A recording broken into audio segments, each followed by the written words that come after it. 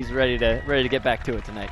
On the Austin side, they are missing Jeff Loscorn and Ryan Purcell, two of their main throwers, but do have an 18-year-old recent high school graduate, Elliot Moore, on the team. Mm-hmm. I mean, it's unfortunate that you have like some of your main handlers missing on a day where it's 14-mile-an-hour winds gusting up to over 25-mile-an-hour, extremely unpredictable and strong winds. But at the same time, having a young guy, having a bunch of hungry players, it's going to be a defensive day. And you want those guys that have energy, that want to, even if there's 4 turns and a point, they'll finish it. You just need to have that energy as a team. Exactly. Coach Edith Tang of the Austin Soul telling her players before the game, focus on games of 3. Ultimate is a game of runs, so let's take a look at that. In fact, Edith was also the Texas Melee coach who just recently took 2nd at college nationals. How is that important then to kind of keep your focus on 3 points at a time? Well, I mean, it's not exactly a secret that Austin's record is less than what they would prefer right now, and Dallas is an extremely strong team. So really for Austin, it's a matter of, you focus on the micro. What can you control this game to 3, this point, this throw, like just make sure you make the play that you need to make, not necessarily the play that you think the team needs you to make. Right, exactly. So for our first poll today, Dallas will be receiving. They're starting on offense. So Dallas starting on offense, how does that kind of help set the tone for the game, Paul? Well, I mean, again, we talked about Austin needs to be hungry, and you get opportunities early, and defense is where you can get leads. And if it's a defensive game, you want to be on defense as much as possible because that means you're scoring. With Dallas, it's going to be one of those. Hopefully they feel it out pretty well early in the early game and can possibly get some early breaks. We know they've struggled early on in games in the past when they think that they're in a comfortable spot or whatnot. Didn't happen in the Madison game because they knew it was going to be a challenge, and hopefully this is going to be a challenge that they're aware of. Definitely. Well, it is an exciting game ahead of us for sure. The temperature is in the 90s, but as Paul mentioned, 14-mile-an-hour wind with 26-mile-an-hour gusts. The last time Dallas had a super, super windy day was against Raleigh, but seemed to work favorably for them. And we know these teams are really good, but even Raleigh, being as good as they are, struggle really bad in that wind. And the first pull is up and received. Abe Coffin now with the disc around center field. He finds Kai Marshall going up line, keeping it on this near sideline to Stanley Peterson. Jimmy Mickle with that extension catch. And wide around the end zone. It's an incomplete pass to Coffin, but there was a official's timeout on the field. It appears, trying to see who that is. Is that possibly Chris Mazer? Mazer? He's holding his knee.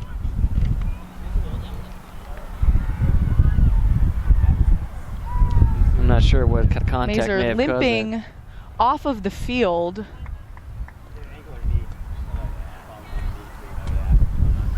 We'll keep you updated if we hear anything additional about his condition. We hope he's able to return shortly. Talked about missing some of your main throwers. Chris Mazer is definitely a throwing asset for Dallas, and not having him will cause some problems. Hopefully he recovers. Dan Emmons comes in on the substitution for Mazer. Austin will check the disc back in on the far sideline.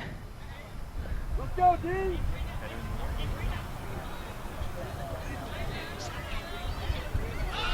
Austin punting that. Still up in the air. Kai Marshall with that snag. Finds Brandon Malachek center field.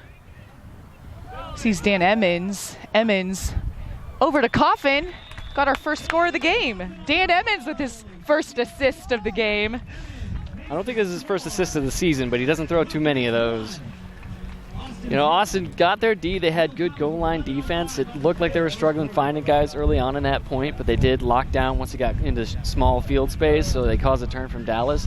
But as soon as you get this, taking shots into this gusty wind is probably not the best option for your team because, like you saw, Dan Emmons was there to get the first contact, and Kai Marshall, 6'5", was sitting there under it afterwards. Like, they've got big guys on Dallas that you're going to have to contend with, and they're not 50-50 balls most of the time. So how do you balance that? Because, of course, Austin doesn't want to turn the disc over right outside their end zone, so I could see they would punt. But at the same time, yeah, now you're going against Kai Marshall and Dan Emmons. Right. And a punt isn't really much of a punt when you can only get it to the brick mark or just That's pass. true. Right? You have to work it underneath early. Dallas now pulls Jason Schaefer receiving for Austin. He finds Carson Wilder. Wilder over to Walsh, back to Schaefer. Little inside ball to Biershank. That shanks off of him. Matt Jackson picks up. Throwing righty. Now Kevin Christian to Jason Holleran. Holleran, a Soul player from last season, lives in Austin, playing for Dallas. Emmons back to Christian. Christian up line to Jay Frood. Jay Frood stays in bounds, double teamed, cycles back to Christian. Christian getting it off the line to Frood. Real tall to Emmons, but Emmons dives and stays with the disc. Big backhand from Emmons. Frood with the layout extension for that score. Emmons with the two assists so far in the game. The assist leader. Hopefully he keeps that. I mean, that particular series of events plays to Dan Emmons' strengths. If it's one thing he tells you he likes to do, if you give him a clear backhand and a guy going deep, he takes that rip as best he can. He doesn't really care how gusty the wind on this current day. And I mean, putting it out into space and sitting in a headwind, Jay Frood is gonna dive for any of those. Like he could probably make it to that if it was 2 yards further. So Dallas takes a 2-0 lead in the first quarter. 10-10 left in the first quarter. Incredible extension from Jay Frood for that layout score. Oh yeah. And you saw Dallas's offense for the first 5-6 throws of that possession. They worked sideways, and they worked towards what they thought was the break mark sideline. That's what you want to do, even if you have big guys in the deep space. The pull does go to the back of the end zone. Carlos Vargas to Brett Gramman. Still in the end zone, looking to get it out of there. Rory Orloff, incomplete. Stephen Borick, within his Roughnecks debut, picks up the disc on the goal line. Quick backhand to Abe Coffin. It's a 3-0 lead. Big UT Dallas alum, Stephen Borick, with that cheeky little lefty pass. You see it, with this strong headwind like that, you throw in those backwards passes when you're going into the wind. That backwards pass for the dump, it's going to drop if you don't have this nice clean spin on it, or if you don't release it a little bit higher, it's going to have that really fast downward trajectory, and it's really hard for a player to adjust. Rory Orloff, almost at full speed as he was making the dump cut, can't adjust very well as he only gets half a second to do it. So good pressure defense on the first 2-3 throws for Dallas and putting Austin in a tough spot coming out of the end zone. And great pull, too. Remained in bounds, but right at the back of the end zone, forcing Austin to have to work it up the entire way. So now we're 9:50 remaining in the first quarter. Dallas to a 3-0 lead. The pull lands out of bounds inside half field. Go wide! Basically the opposite of what you just mentioned, but still. Not quite as nice as the last pull, but that's just the effect of the wind. Jason Schaefer picking up for Austin. Gets it over to Wilder. Get it off! Wilder swings across to Walsh.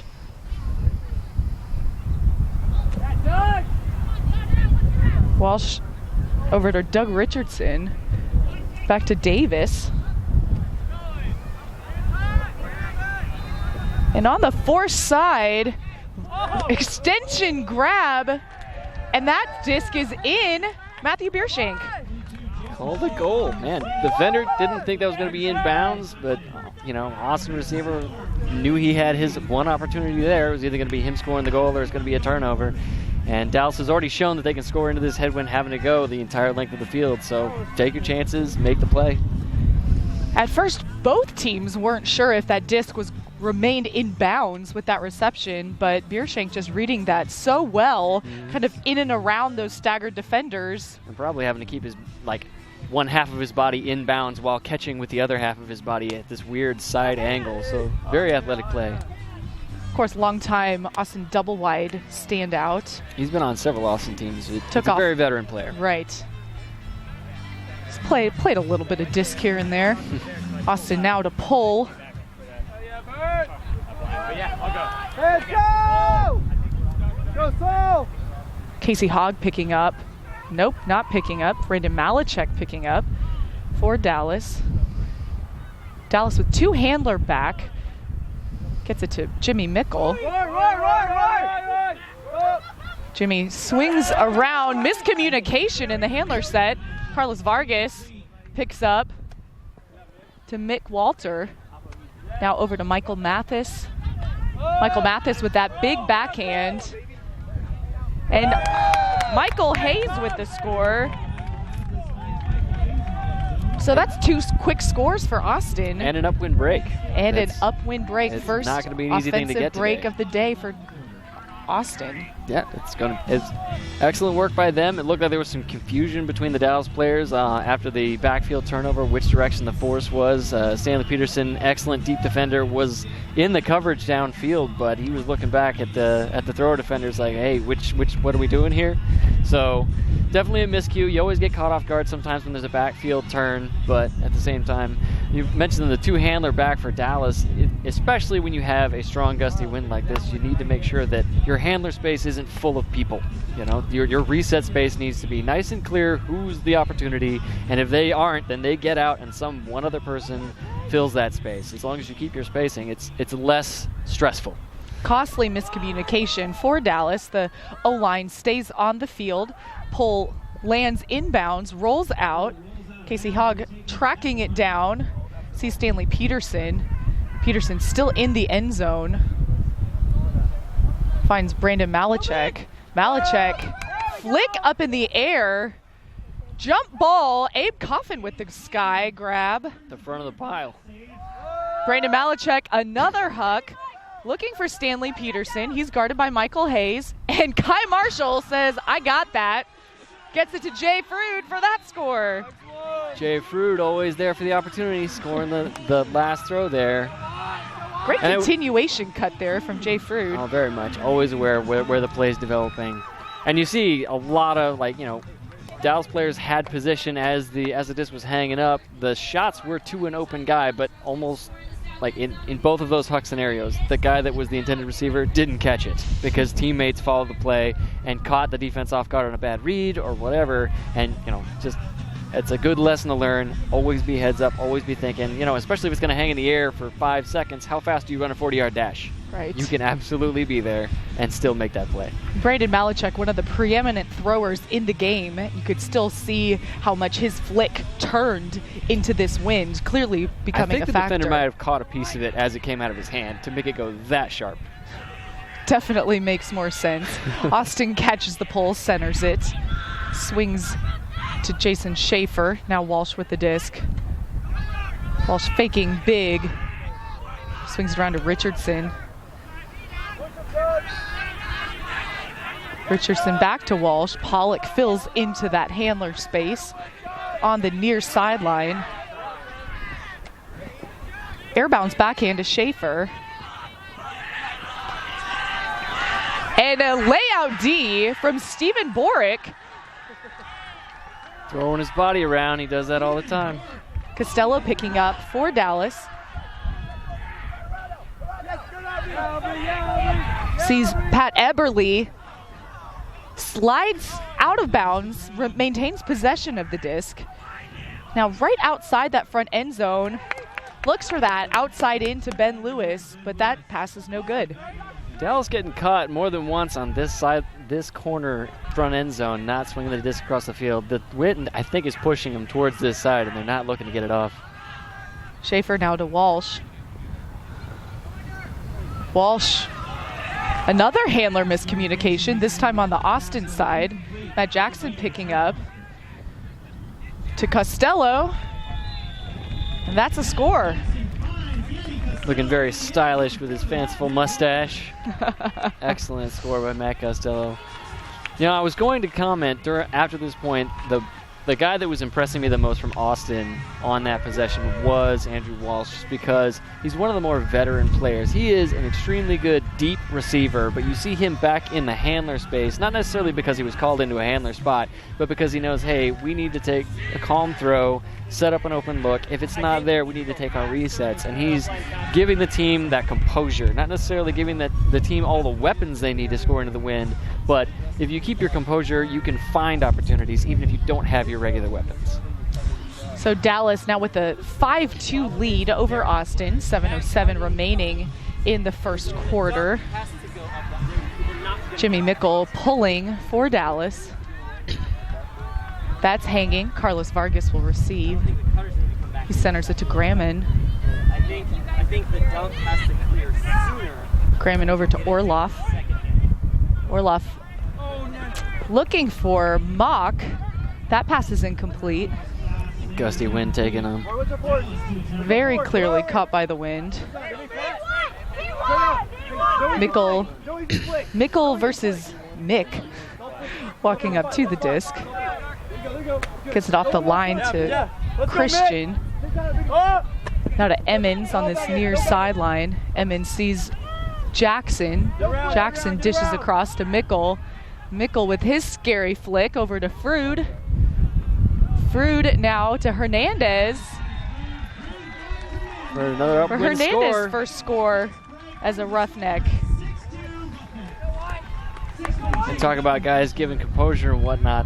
You know, Matt Jackson, everybody knows him as the crazy jumpy defender, always having all kinds of athleticism, and he has decent shots as well for distance, but one thing he's always done, and especially this year with his hurt arm, he's always looked to swing the disc across the field, be that reset guy, make sure that the play has flow. And in that scenario, you know, Dan Emmons getting the disc on this sideline had 2, maybe even 3 guys behind him for dump space. And we talked about you don't want to have that crowded, but Matt Jackson saw, hey, I'm going to be an opportunity straight across the field, no real headwind for him to throw this pass, and you know the play turned into something because of that. Set up a great power position moment for Jimmy Mickle there. His very powerful flick. Dallas now pulling to Austin. Aubrey Davis receiving. Now Ethan Pollock dishes it back over to Doug Richardson, to Walsh, to Wilder. Wilder sees Biershank. Biershank comes towards the disc for the reception. Back to Richardson, to Schaefer. Little give and go. Schaefer, Richardson, Austin score. And Austin showing again, that's not the first time they've scored into this headwind this game. They're missing some of their shooters, but at the same time, teams can definitely score points going into this headwind without panicking and working the disc back and forth. They spent most of the time on this sideline. It's likely even the break sideline, because often enough you'll force forehands into this kind of a wind, righty forehands, into this kind of a headwind. And, you know, Dallas was struggling as far as like putting on marks and making sure they knew where guys were. And once you catch a team on their heels, you have that step with the give and go, can really kind of use that momentum if you keep your composure. Yeah, if as your long throws as you don't are get good. ahead of yourself, Right. you're doing all right. That's the folly of a lot who say, oh, Those we're young ahead, players, we're ahead. they got the energy, but they can get excited. Control is good too. So we're at just under 6 minutes left in the first quarter. Dallas up 6-3. Orloff and Moore first down on the pole. And that's a Callahan From the high school player, I believe. you're right, from Elliott Moore. Talk about that youth and athleticism you were talking ran down about. on that, always run down on your poles. And I mean, you can see it, it's a gusty wind. Malchek sizing up that pole, thinking about catching it, let it drop. You get those extra 2-3 seconds, and because he was burning down so hard on the pole, he's able to get that Callahan. Casey Hogg, the wind at his back, like didn't necessarily hear the defense coming up. You get that nice good bid in front of him. I think the pass was intended for Casey Hogg. If You'll recall when Dallas played in Austin, Brandon Melichek threw a Callahan in that game as well. I believe Mitch Bennett was the receiver. I believe that is the true. I don't know if he's trying to make a habit of this, but at the same time, Austin is trying to make a habit of it as much as they possibly can, and they're doing a pretty good job so far. Certainly fires up the team. That is an offensive break. O-line for Dallas walks back down. Pull goes just inside of midfield. Chris Mazer returning. You recall he left in an injury timeout early in the quarter. Abe Coffin with that sliding grab. Sees Kai Marshall. Marshall double teamed. Fakes around, finds Mazer. And Mazer to Peterson for the goal. Good to have Chris Mazer back, looking down the field and seeing the opportunities. You know, you see Austin double teaming Kai Marshall, knowing that he's an extremely good receiver, and just assuming that, you know, maybe he's not necessarily going to have throws to get out of a double team if we put him close to a sideline and get a couple good marks on him, and his dump passes back into this gusty wind. But at the same time, Kai Marshall has played several different roles on several different teams and handled for at least a few of them. So he's no slouch as a thrower himself. So Dallas answers back after Austin gets the Callahan. The lead is back at 3, 7 over Austin's 4. 5:37 remaining in the first quarter. Next one, come here. Grab some water, grab some water. Jay Fruit to pull. Hits a line drive. That upwind certainly challenging. Ben Lewis hustling down on the pull. Graham in now, center field. She's Cunningham. Cunningham over to Mathis. Back to Cunningham.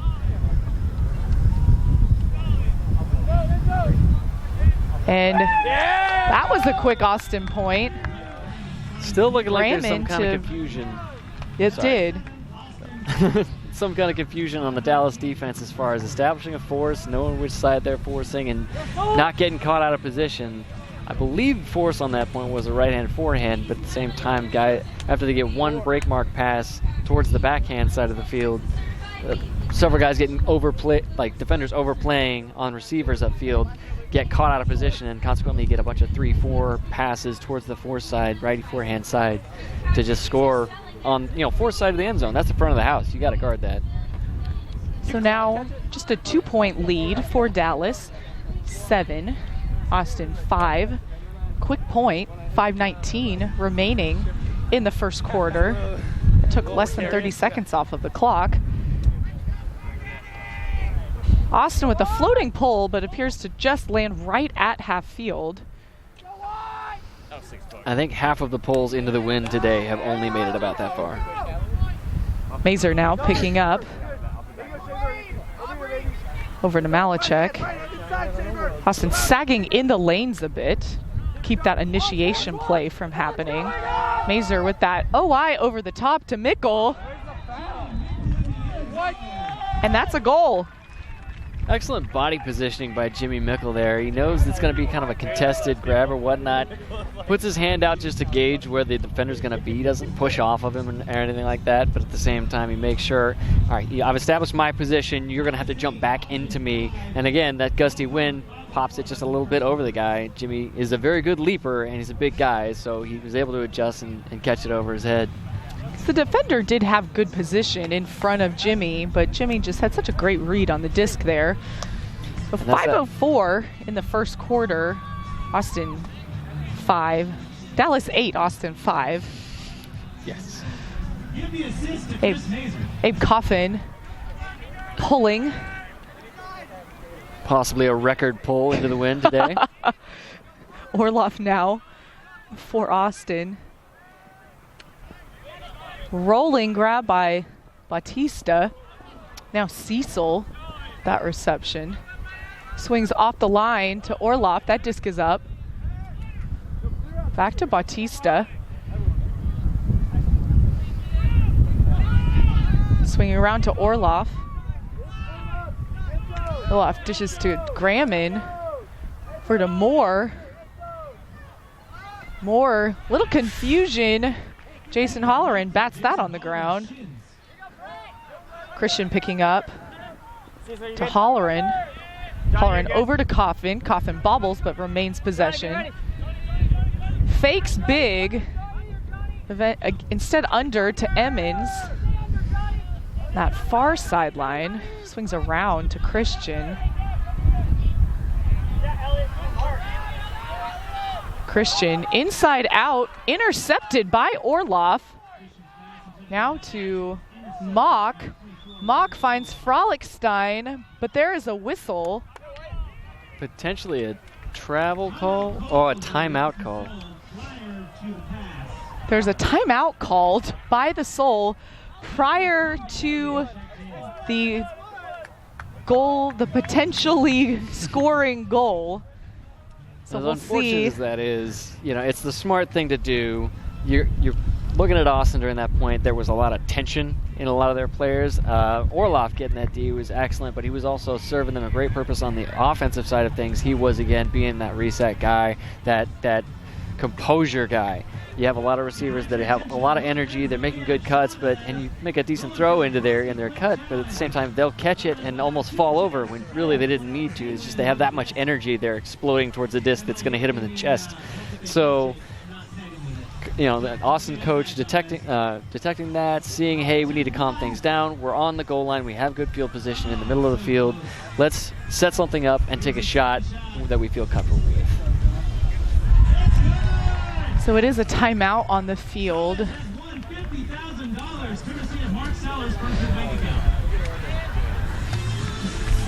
Jason Schaefer picking up the disc for Austin. He'll be marked by Matt Jackson. Jackson just with a remarkable recovery.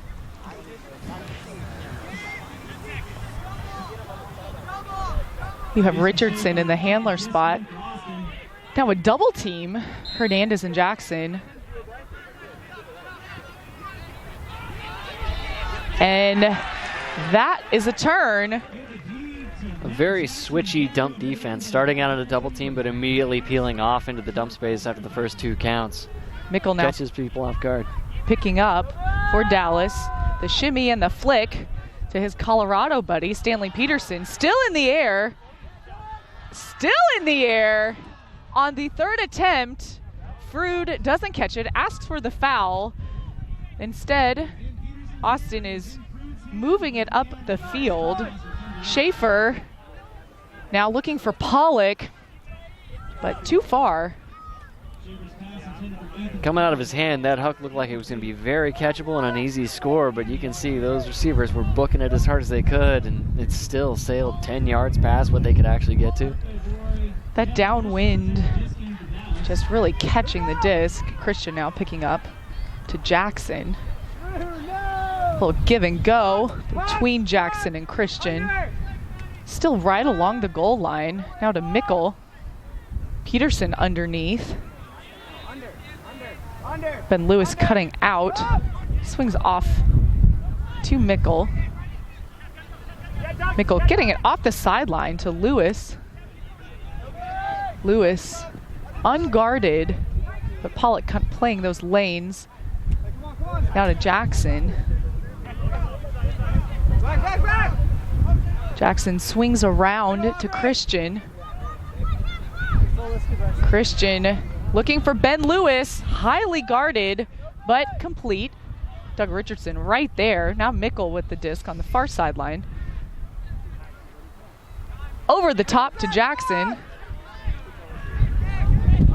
Jackson unguarded, but a bit of a zone look from Austin. Now Hernandez double teamed. Intended for Peterson, but incomplete. Now Richardson to Walsh. Beershank. Beershank looking for Wilder. Goal Austin. And that pass coming from Beershank, like, it looked good coming out of his hand, and it stayed good that time. It's a little unpredictable. It doesn't burn you every time, but at the same time. And one thing I wanted to note about, like, Dallas going into this win, they worked it back and forth across the field 2, 3, maybe even 4 times, like completely crossing the field sideways before gaining any yards. Yes, they had maybe a hasty turnover close to the goal line over here, but at the same time, good composure by the entire team, several players showing, all right, we don't have to take the shot. We have several options. Great freaking. In such a large field in AUDL disc play, so the importance of using that entire space can really be to the advantage of the offense because the defense just can't cover that much It ground. can make you almost impossible to guard. Austin now with that pull. Mazer picking up for Dallas. Guarded by Carlos Vargas. Coffin underneath. Bobbles but catches it. Kai Marshall sliding grab. Back to Mazer. Mazer to Mickle. Right.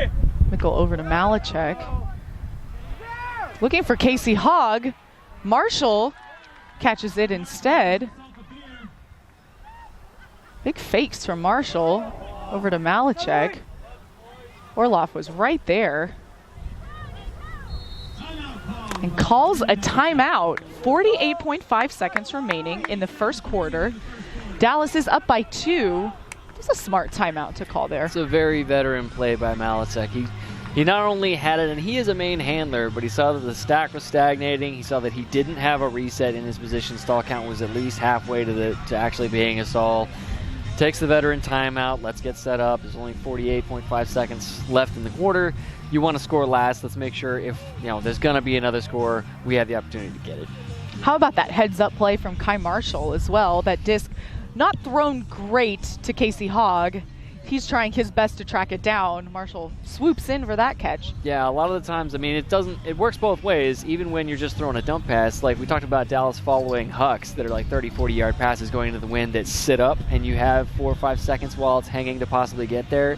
Yes, that pass popped over Casey Hogg's head on the dump pass, but at the same time, it's going into a headwind, and it sits up for 3 or 4 seconds. Kai Marshall, always watching the play, seeing from the back of the stack, I can get over to that space, and I'll have an actual angle to catch it, as opposed to Casey Hogg, who didn't have an angle that he'd have to sprint faster than it and have a crazy grab to actually catch it.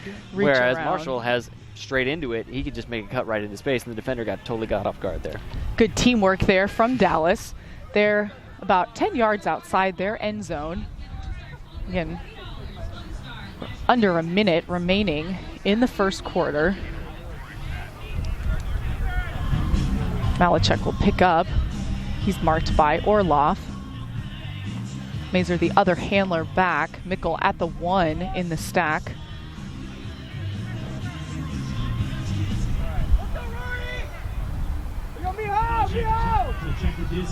See Peterson grabbing his jersey. That means he's ready to go. Swings around to Peterson. Peterson to Mickle. Tap back to Peterson. Double teamed. Now Mickle with the disc. 30 seconds remaining. Mazer right outside the goal line on that front cone. Swings it off of the sideline to Malachek. Abe Coffin, it's in the air. That's a score. And that took Dallas approximately 30 seconds to score from 10 yards out. With this headwind, with all the pressure on those resets at the same time, they keep the composure, swing it back. They got it off the sideline 2-3 different times, had a double team once or twice that Austin was trying to throw haphazardly in the midst of just an opportunity. But Dallas keeps the composure, gets the resets, runs their offense, and manages to score on the break mark sideline from where they started out. Excellent finish. Important goal for Dallas, making their lead to 3 with 15 seconds remaining in the first quarter. Of course, if they hadn't scored, Austin would have narrowed that lead to only 1. It's almost an even ballgame at that point. So now Austin, still though with enough time to have a couple passes and a huck there. Yeah, you could throw the entire length of the field in this wind, but you don't have to for the first 2-3 passes as long as your cutters are being active. Whistle now.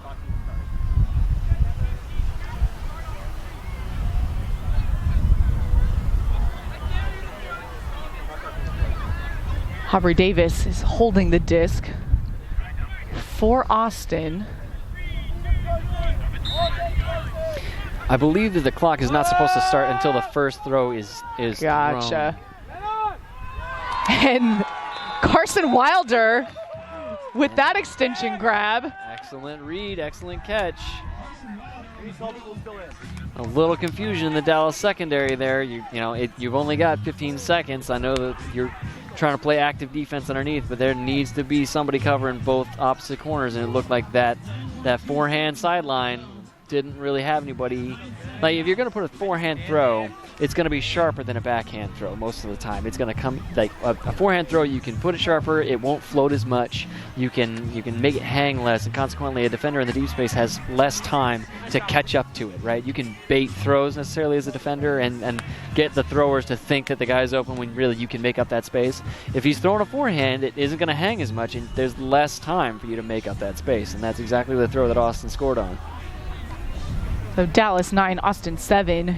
9 seconds remaining in this first quarter. Malachek lets the disc fall to the ground, knowing that the clock won't start until his players are set. Picks up over to Hogg. Round to Mazer. 5 seconds. Mazer with that big up and over. Knocked out of the way as the buzzer sounds. It's the end of the first quarter. Dallas 9, Austin 7. We'll be back with the second quarter of play right after this break. You're watching on DallasRoughnecks.com. Twice the Ice is your essential stop for your weekend activities. With 3 convenient locations in the Little Elm and Frisco area, and just like our name says, we offer twice the amount of ice sold at other stores. That's 20 pounds of fresh, clean ice delivered 24/7 in a bag, or in your cooler to chill your favorite beverages, or in your bath for those aching muscles.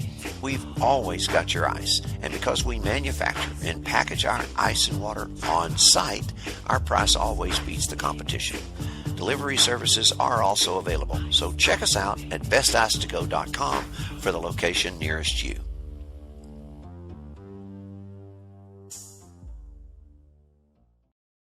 Welcome back to the Colony 5-Star Sports Complex. We have 1 quarter of play under our belts. Dallas is leading by 2. They're 9 to Austin 7. And Paul, what would you say has been Dallas's key to success in maintaining this lead in the first quarter? Well, I mean, a big thing that you can pretty visibly see as teams are like having to deal with going into the headwind, which is gusty and it's strong, is Dallas has a lot of composure. They're swinging the disc back and forth across the field. They work their resets. They're not afraid to take shots. Jimmy's taking a huck deep. Dan Emmons on his second assist took a huck from about midfield into the headwind. They've established that, hey, we will take those shots, so Austin has to honor that. Conversely, Austin, they definitely show that they have a bit of tension. They're a bit tentative with taking shots and thinking that they have the throw in the wind. But at the same time, they've got a few players that are giving them those resets, giving them that composure. Even if you're not necessarily a main handler, usually those veteran players are stepping up pretty well. And even though it's looked like a couple points in the first quarter where that Dallas had the game under control and Austin was very much struggling, Austin pulled it back because Dallas maybe got too comfortable. Austin had all kinds of energy off the Callahan. Various factors, but Austin is staying with it. Yeah, so Austin, Elliot Moore, 18 years old, recent Austin High School graduate, did catch that Callahan for Austin. Huge momentum boost for the team. Did we say this is his debut game? It is not his debut game. Not his debut game. Well, it's still 18 years old, getting Callahan's in the ADL. He's got a bright future. We'll say that. Exactly. Not too shabby there. But Dallas not letting, something like that take a mental toll. Right. I mean, you're going to face adversity in various different forms across the course of a point or a game or a season. And, Dallas has been in games before where they didn't have the lead after the first quarter or after the first half or even after 3 quarters. And they've been able to pull it out. So it's just various different challenges that, for Dallas, it's late in the season. They have to be able to deal with whatever gets thrown their way, and every game is an opportunity to practice just that. If you have any questions for us, you can tweet at us at DRoughnecks. try and monitor that. See what we can answer. Thank you for tuning in on Facebook and YouTube. We do have sports radio station 105.3 The Fan here, so there's a contest at halftime where one person could win $2,000, so stay tuned. Austin starts on offense for the second quarter. Graham now with the disc to Cunningham in the middle of the field. Flick as he falls to the ground. Pass for Mathis. That's a score.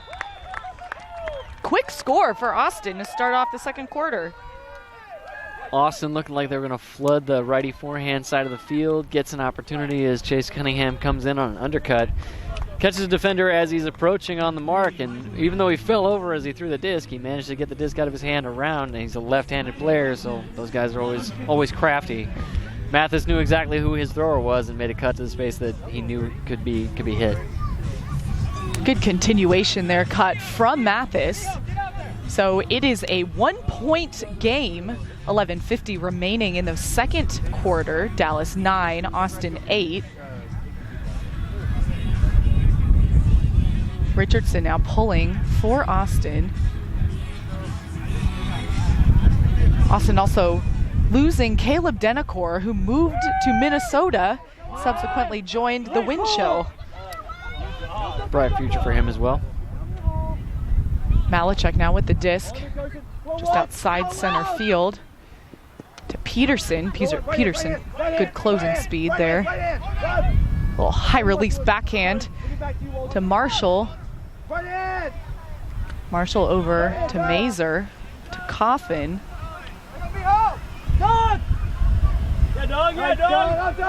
Coffin to Mazer. Close handler defense. Swings around to Mickle. Mickle opening his body up. Davis there. Richardson picks up. Got caught looking past the defenders. Threw it right into one. Richardson over to Walsh. Up the line to Vargas.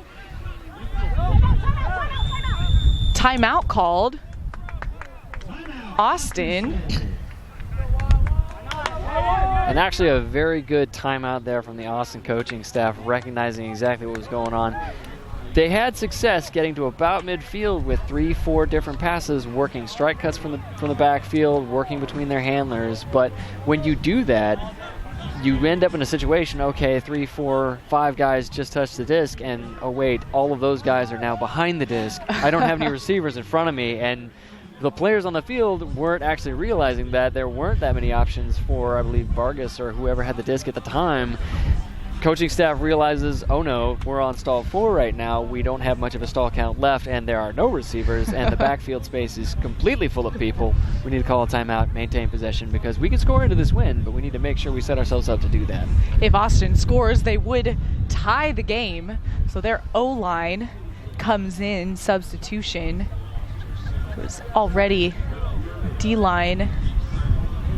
Well, some of the D-line stays, some of the O-line stays, I should say. Some defensive players come in. You may not score this point. Having defensive players still on the field can be an asset for you. Always good to plan for contingencies. Absolutely. Graham in to pick up the disc for Austin. He's on that far sideline, so you have Cunningham and Orloff in a 3-handler back, yet a vertical stack. Looks like a lineup. T-stack, yes.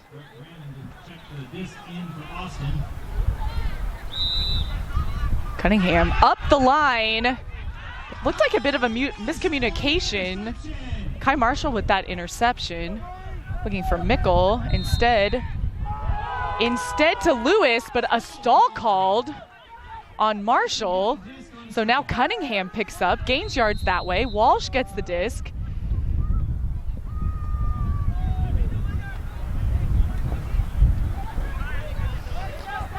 Not sure what the penalty is here.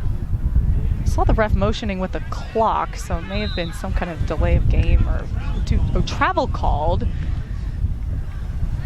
Now Walter with the disc. There was a delay of game call. It was I was right. Mathis now over to Walter. Sees Cunningham out of bounds. Marshall's right there. And Costly end zone opportunity there for Austin. Yes, but Dallas, we saw, had a backfield turn last possession, so they could still capitalize on the fact that they're close to the scoring end zone for Austin. Gritty points now with this wind. Mazer to Emmons. Emmons backhand up, looking for Coffin or Mickle. And Mickle with the diving attempt just out of reach. I mean, he's got a big tailwind behind him. We already said, Dan Emmons, you give him a free backhand and a guy going deep, he's going to take that shot. Now Austin has to work it up. Full field. Contact call on Ben Lewis. Walsh will take it 10 yards advancement. Now to Gramman. Gramman backhand to Wilder. That's payback. Wilder over to Walter to Mathis.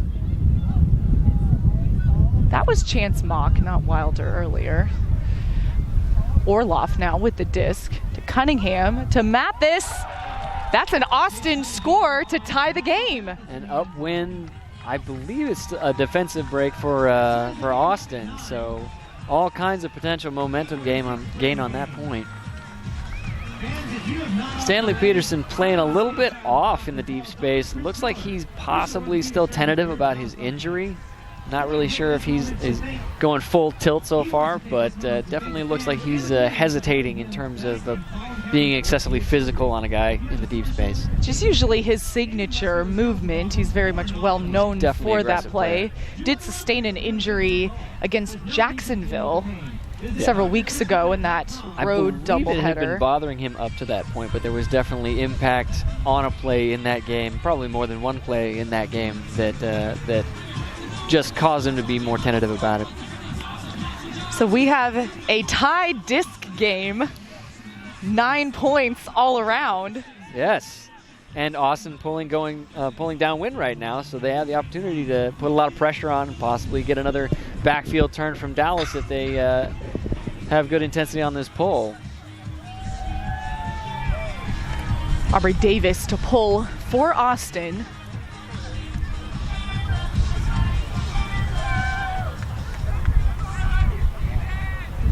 Dalton Smith not here tonight, so we don't have our redhead handler set.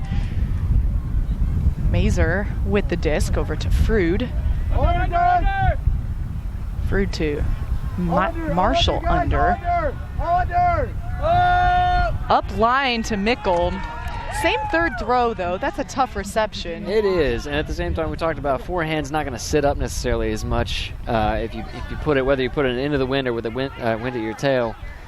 It definitely didn't sit up and give Jimmy an opportunity to catch up to it. Austin now has a chance to take the lead. Beershank with the bobble, but catches it. Sees Wilder looking for Hayes. And Austin has taken the lead, 10 to Dallas's 9. It was an excellent second quarter for Austin so far. That was a really good 2-3 pass progression down 4 sideline. It was a forehand throw.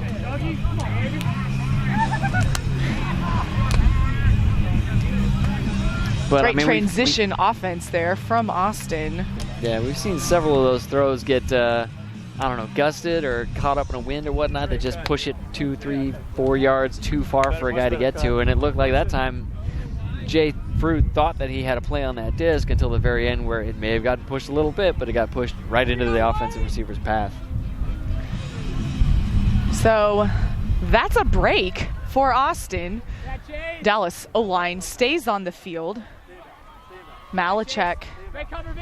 The pull lands in. Malachek does not catch the pull. Gets it over to Mazer. Mazer now double teamed to Mickle. Mickle swings over to Marshall. Back to Malachek. Malachek. Laser bullet of a backhand to Abe Coffin to tie the game. Coffin seemed to have that one sized up the entire time. He was making a cut from the very middle of the field, which gives him a good 25 yards before he gets to a sideline. Malachek sees that in the deep space, and Austin kind of playing a bunch of lane poach just to make sure that it's difficult for Dallas to sneak throws through the defenders and down into the deep space. But at the same time, Dallas's throwers are good at pivoting, good at being crafty, finding the lane they need to actually shoot to, and Coffin is right there to catch that goal.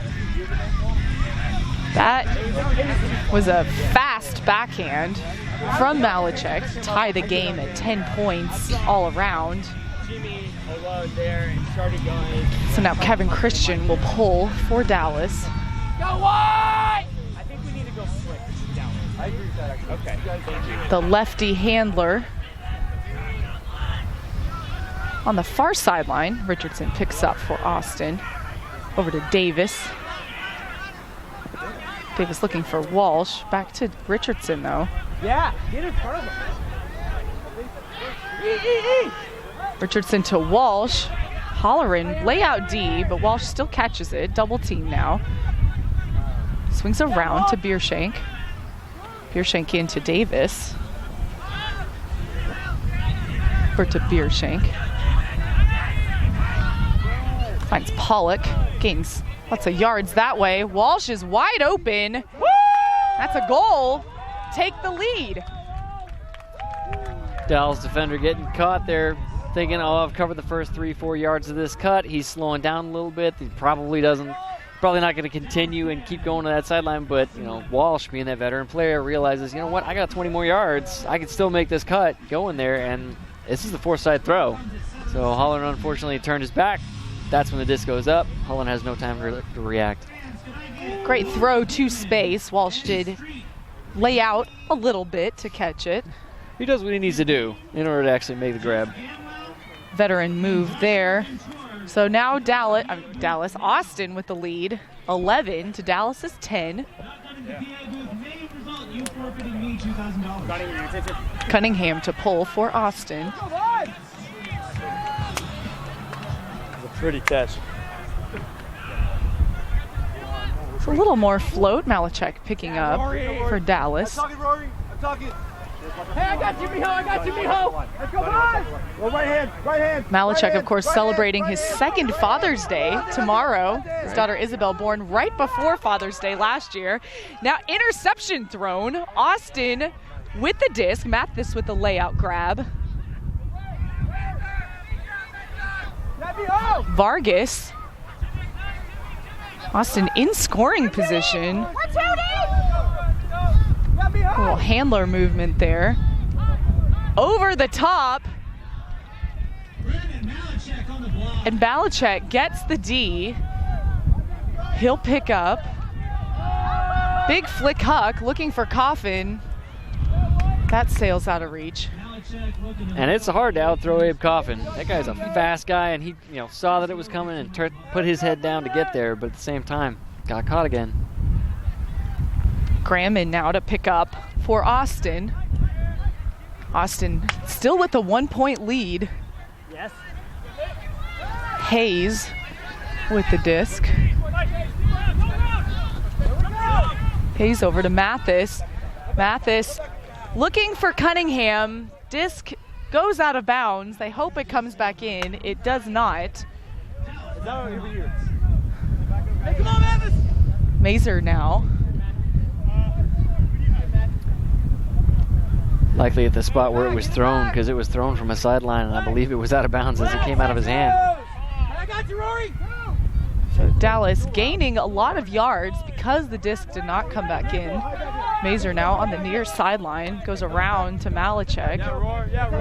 Swings across the field to Mickle. Inside, Mathis. All inside, Mathis. Mickle to Peterson underneath. Good, Mike. Keep grinding, Mike. Peterson dishes to Mickle with the strike cut. Inside. Oh, looks for Malachek. Bounces off the ground. That's down. On point. A very honorable play by Brent Malachek, knowing that disc hit the ground. Refs did not call it a turn, but at the same time, I think we could, from our vantage point, it certainly looked like it. Walter now with the disc in the middle of the field. Looking over to Graham to Cunningham. Cunningham, the tall lefty handler typically. Over to Orloff.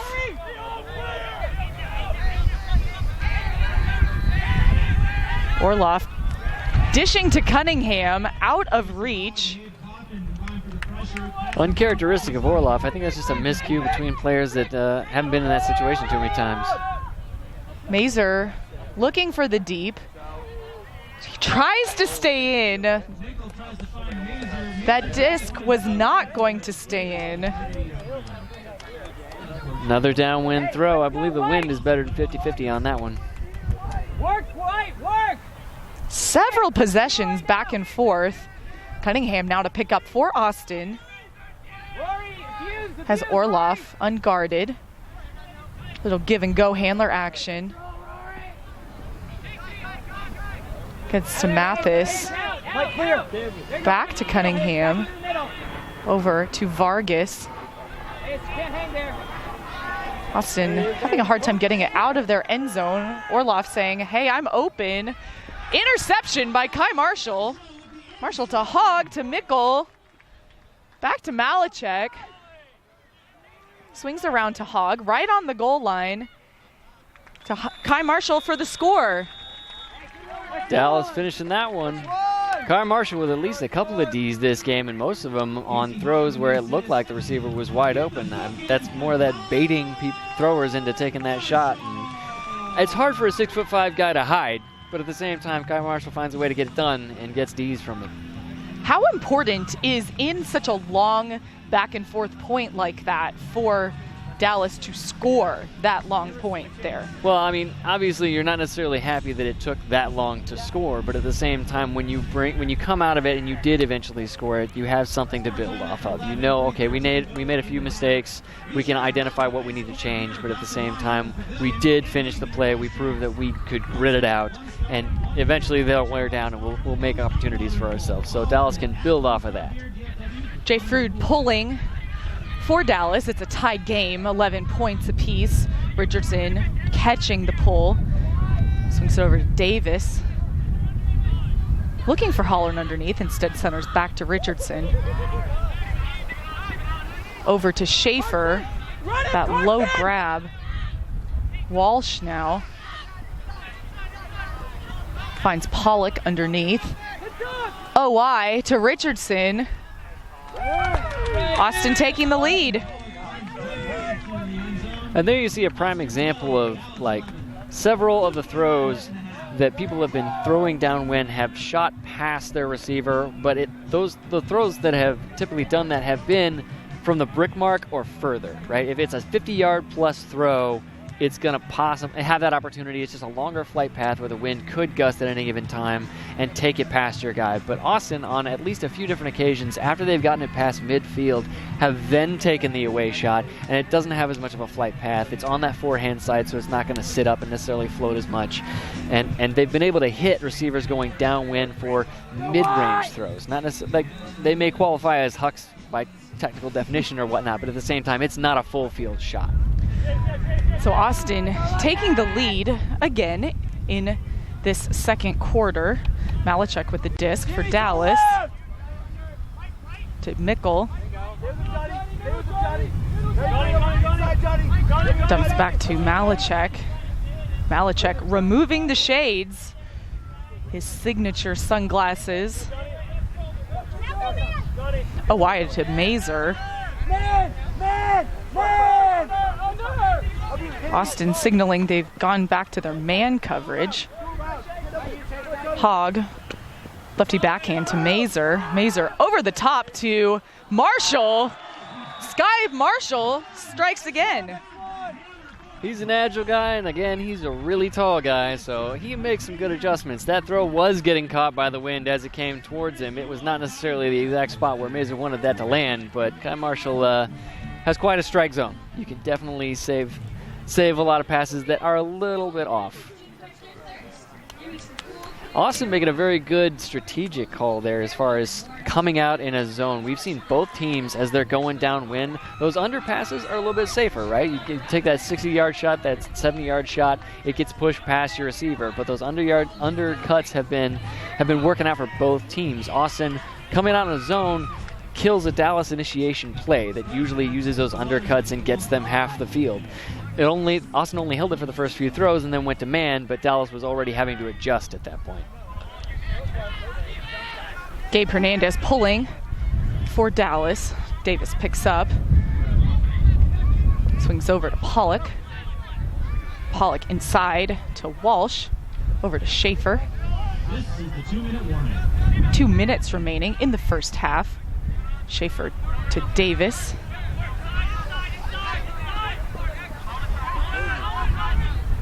To Walsh. Layout from Dan Emmons, sort of. Walsh still grabs it. Another layout from Christian. Schaefer grabs it. Swings over to Richardson. More, again. Cross to Beershank. Dishes over to Richardson. Now, there's eBay striking again. Right, Dallas turning up the intensity. You see 3 different bids on that one possession. The third time worked, right? Sometimes it's the third time that works as a charm. Ben Lewis, of course, known for his big bids. That's why they call him eBay. Kevin Christian on the line. Timeout, Dallas. 1:04 left in the first half. Excellent call by Kevin Christian, I believe, there on the timeout. He is known as a guy that will take that shot, possibly be that guy, but knew that he was high in the stall count and his receivers weren't necessarily ready for it. There were probably poaches over the top into this headwind, and with a minute to go, you want to make sure that you score this headwind point and take a lead into half, especially since you started with a lead coming into this quarter. So Dallas substituting their O-line onto the field, unsurprisingly. Receiving it just outside of midfield on that far sideline. How about Austin, though, keeping it interesting in this second quarter? I mean, we've cited on a few different occasions they've made some very good strategic decisions. They've had a lot of intelligence from the sideline in terms of recognizing what's going on in the field, calling timeouts at strategic times, calling zones to give Dallas different looks. They are playing a game that is making Dallas have to adapt. When Dallas thinks, oh, we're just going to ride this one out, and getting caught off guard a few times, Austin has scored at least a few different breaks. I believe each team has 3 or 4 breaks for their D-lines, but Austin's, I believe most of theirs have been upwind. They have scored into this win. Certainly takes a lot of composure there.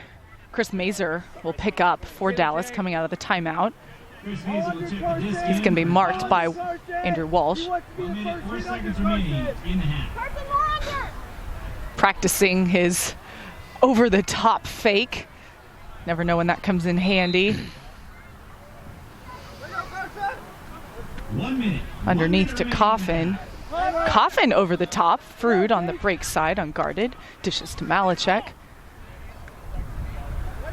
Malachek to Peterson underneath. 48 seconds remaining. Now Marshall on the near sideline.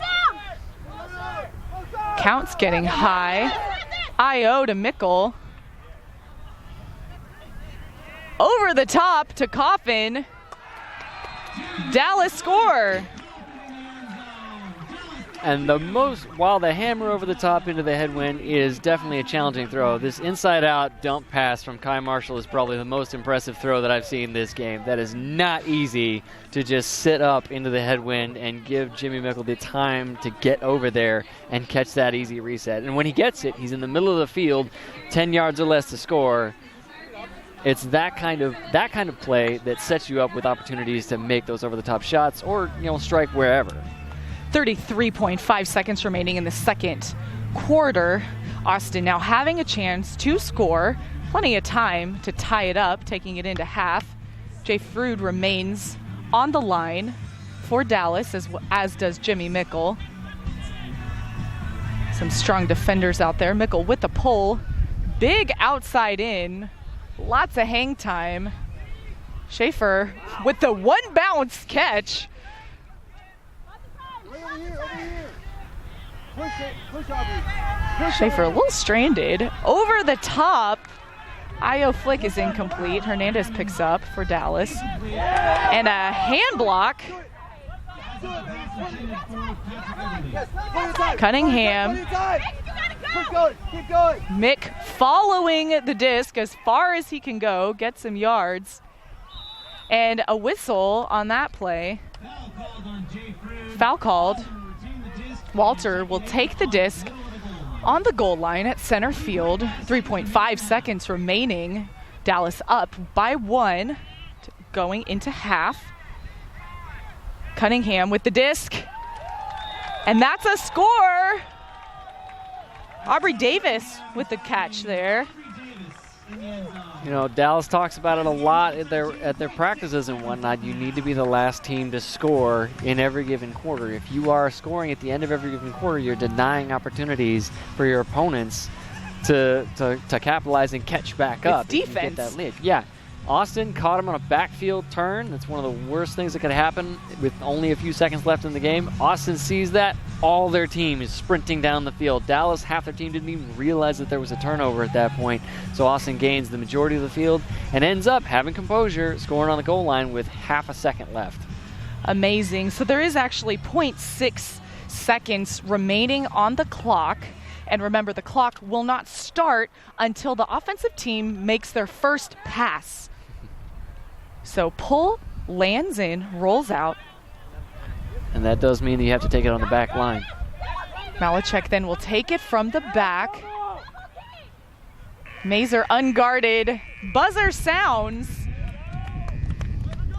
And at half, it's a tie game, 13-13. We are going to look at the top 10 plays from the AUDL, and when we come back, we'll have one lucky fan with a chance to win $2,000.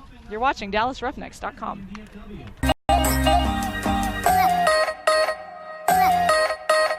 Dangerous handler coming on, talked about enough. George, great touch for the goal. That's Eli Friedman, soaring and scoring for LA. And just turning it over on the swing. They're going to play a little catch until somebody stops them. And Mott with a scoober. Sean Mott with Scotty Shue. Scott Shue with his goal there.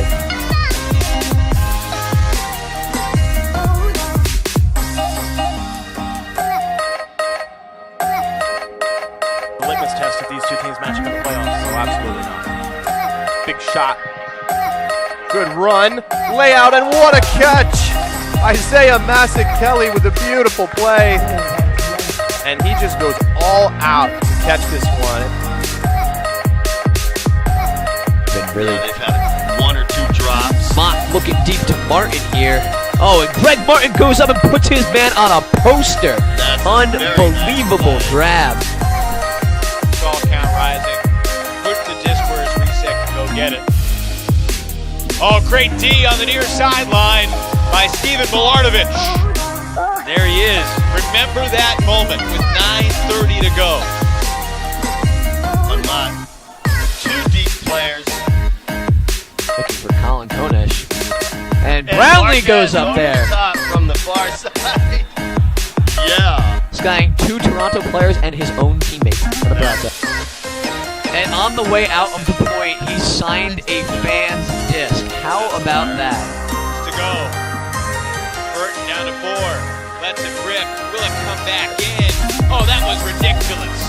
How did he do that? That is some big boy ultimate from Mark Burton. Does it again. Just throws his guy open. Perfect throw. Able to get the Conger. Conger's going to take a shot. Oh, what a grab by Waldron.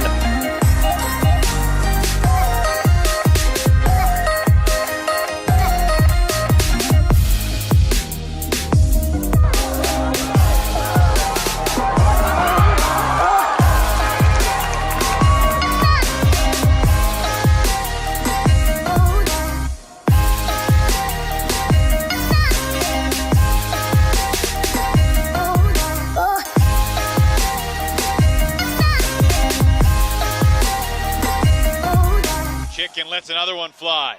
Foot race, Zachary Theodore against Tommy Lee. Oh, what a grab!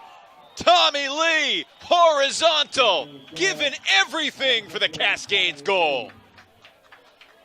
Tommy Lee is a young, up-and-coming superstar. He's flashy, he's athletic, he's a good-looking kid. He goes deep, takes Zachary Theodore to the house in a huge layout catch. Look at this extension that he gets. Just puts it all on the line. And we're live back at the Colony where the Roughnecks 2 Grand Challenge is happening. 5 lucky contestants have the chance to win $2,000. They're throwing a disc from the 50-yard line across the field into a disc golf basket. If they make it in the basket, they get $2,000. 5 contestants, 5 chances. First one to throw in the basket wins. We've had 2 attempts so far. Both are no good. Of our 3rd attempt, that disc is high up in the air. A similar challenge was in DC recently, and a local teacher made it. Actually accomplished the feat. We've had a couple of close looks today. That one not quite there.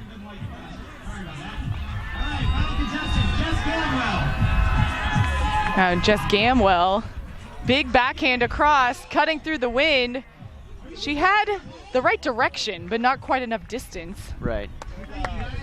Riggs shagging the discs for us. We might try again next week. Thanks to 100.53 The Fan for being such a great partner. We're going to take a quick break. When we return, we'll have the second half of play here at DallasRoughnecks.com. This piece with Eric is amazing to me. It's right in line with what we think is critical for kids, and that is to know their bodies. The kids have really gotten into having speakers here that aren't just their teachers. And I think the clinicians did a fantastic job. All the kids were engaged, none of them were distracted. They seemed to get into it right away. I just want to reach out to Eric and tell him, thank you for coming and sharing the message that our kids can speak up. Early recognition is critical, and I look forward to doing more things with Eric in the future. It's been great for us as a staff and for our students to experience the message you guys have, and highly recommend it for any school that has the opportunity.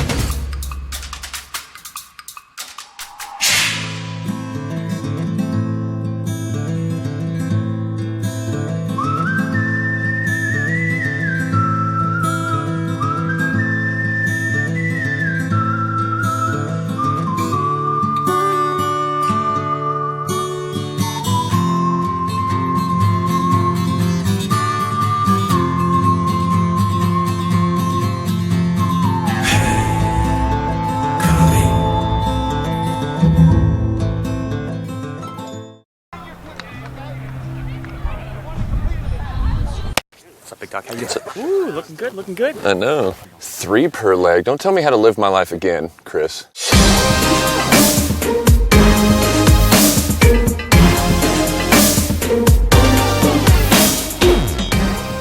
Come on.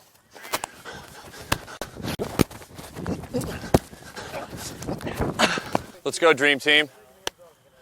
Come on, Showtime Lakers. Inside, inside, around. Nobody's allowed to be late, but I was saving turtles. You're allowed to be late. Inside. Just ushering the turtle across the road. Come on, little guy.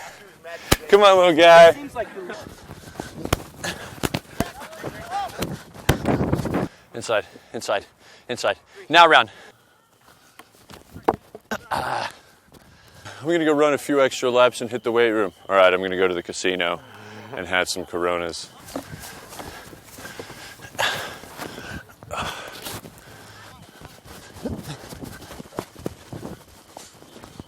I only play D, so that's my whole life, baby. Offense is too easy. You don't have to work hard on offense. All right, here we go. 3, 2, 1. Around. Come on, fellas, let's go! Wake up, this ain't a joke! Play like you want it! What's up, big dog? How you doing? Ooh, looking good. I know. 3 per leg. Don't tell me how to live my life again, Chris.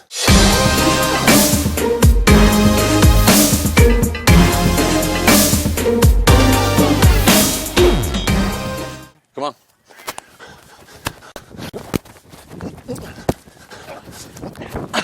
Let's go, Dream Team. Come on, Showtime Lakers. Inside. Around. Nobody's allowed to be late, but I was saving turtles. You're allowed to be late. Inside. Just ushering the turtle across the road. Come on, little guy.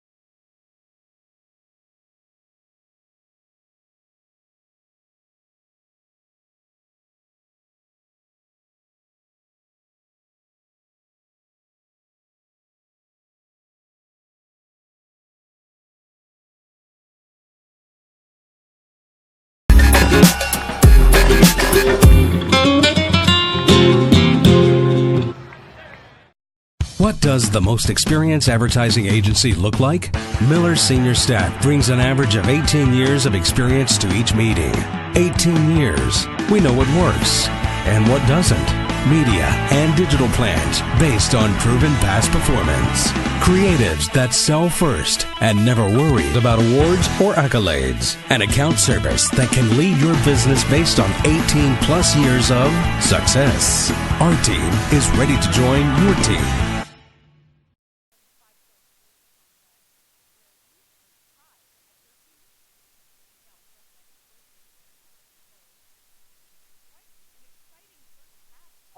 Yes, definitely.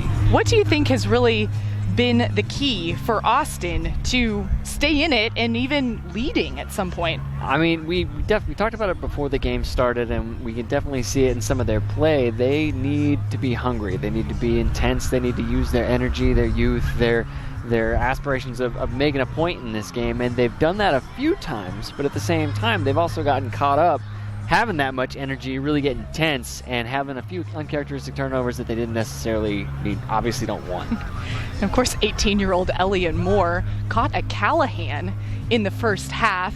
spoke to him. He said this is his second AUDL game to play ever, so needless to say that Callahan was surreal. But how important on both sides of the disc, for Dallas and Austin, those kind of unique plays, how important are those to kind of keep that momentum up for both teams? I mean, those unique plays can generate a building point for your intensity, for putting pressure on an offense, especially in an unpredictable condition like today. You want to make sure the pressure is there. Dallas showed some intensity themselves. We saw 3 diving bids in a row. The third one worked, and eventually that's because Austin, even if they complete those first 2 passes that you didn't necessarily get to, every time they take the next throw, oh my gosh, I know there's going to be a guy bidding for this disc if it's anywhere off. Right, so. A very tall guy bidding creates that additional hesitation.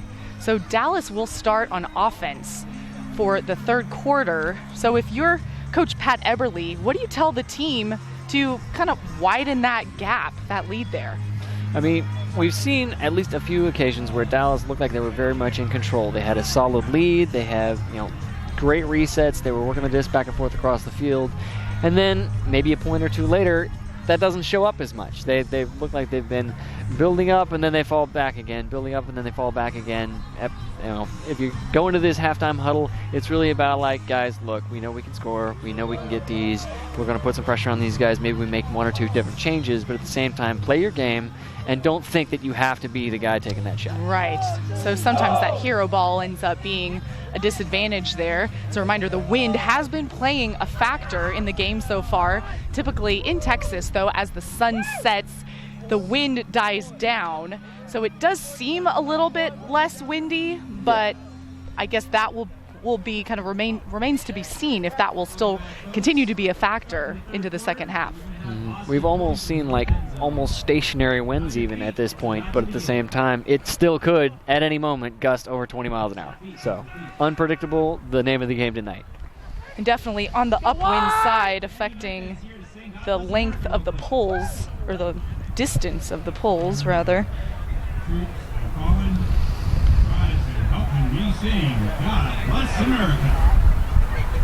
And before we start the second half, we are singing God Bless America.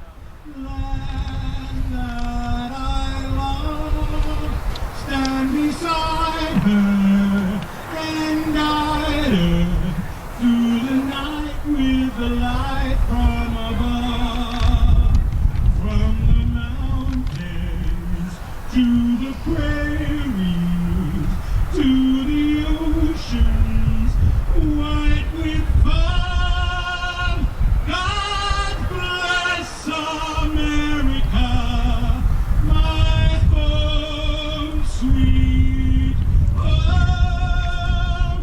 God bless America, my home sweet home. Certainly a wonderful salute to our country, especially given some of the horrific shooting events that have happened this week, most notably in Alexandria, Virginia. So thankful for all of those who have served or are serving and their families. Doug Richardson now with the first pull as the second half is underway. Chris Mazer now picking up for Dallas. Over to Malachek. Centers back to Mazer. Jimmy Mickle working to catch it. He does. Swings across to Mazer. Back to Mickle. Back to Mazer. Little strike action there.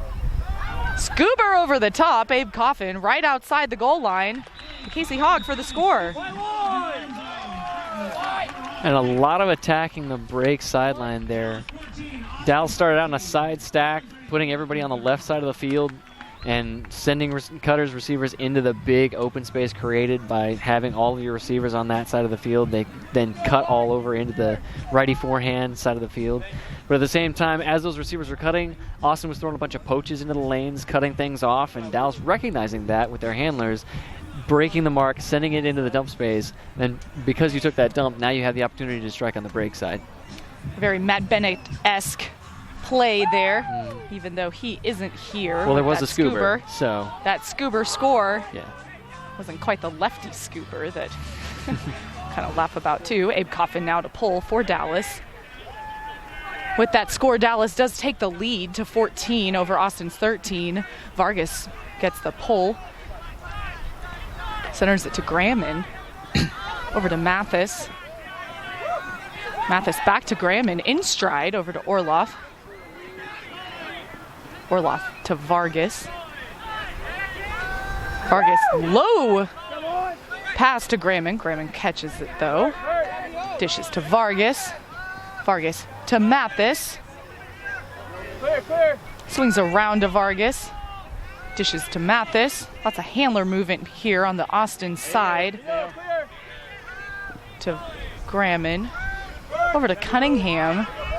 Cunningham around to Walter. And Walter slides, but in sliding does not catch the disc.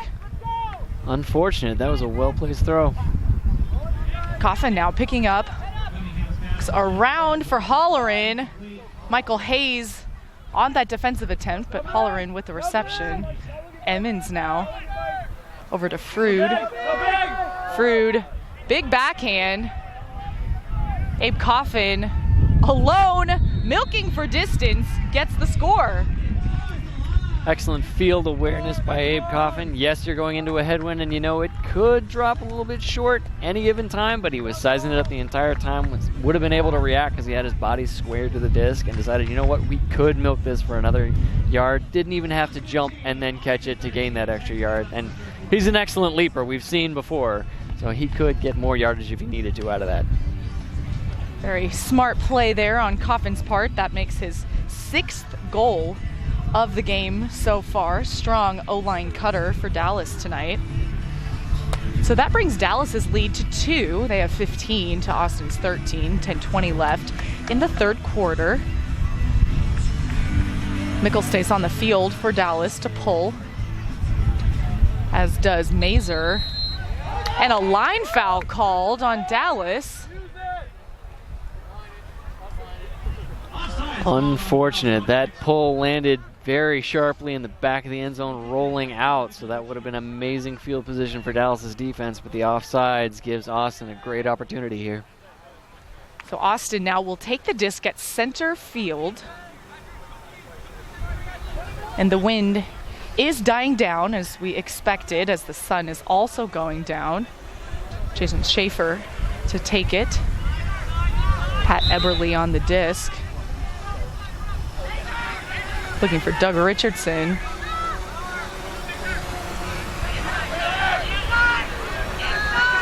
Richardson surveying his options. Sees Walsh underneath. Swings her back around to Richardson. Wilder. Wilder sends it across the field to Schaefer. Looking for Richardson. Richardson did trip up. Gets up. Does get that dump pass. Swing to Walsh. Schaefer now.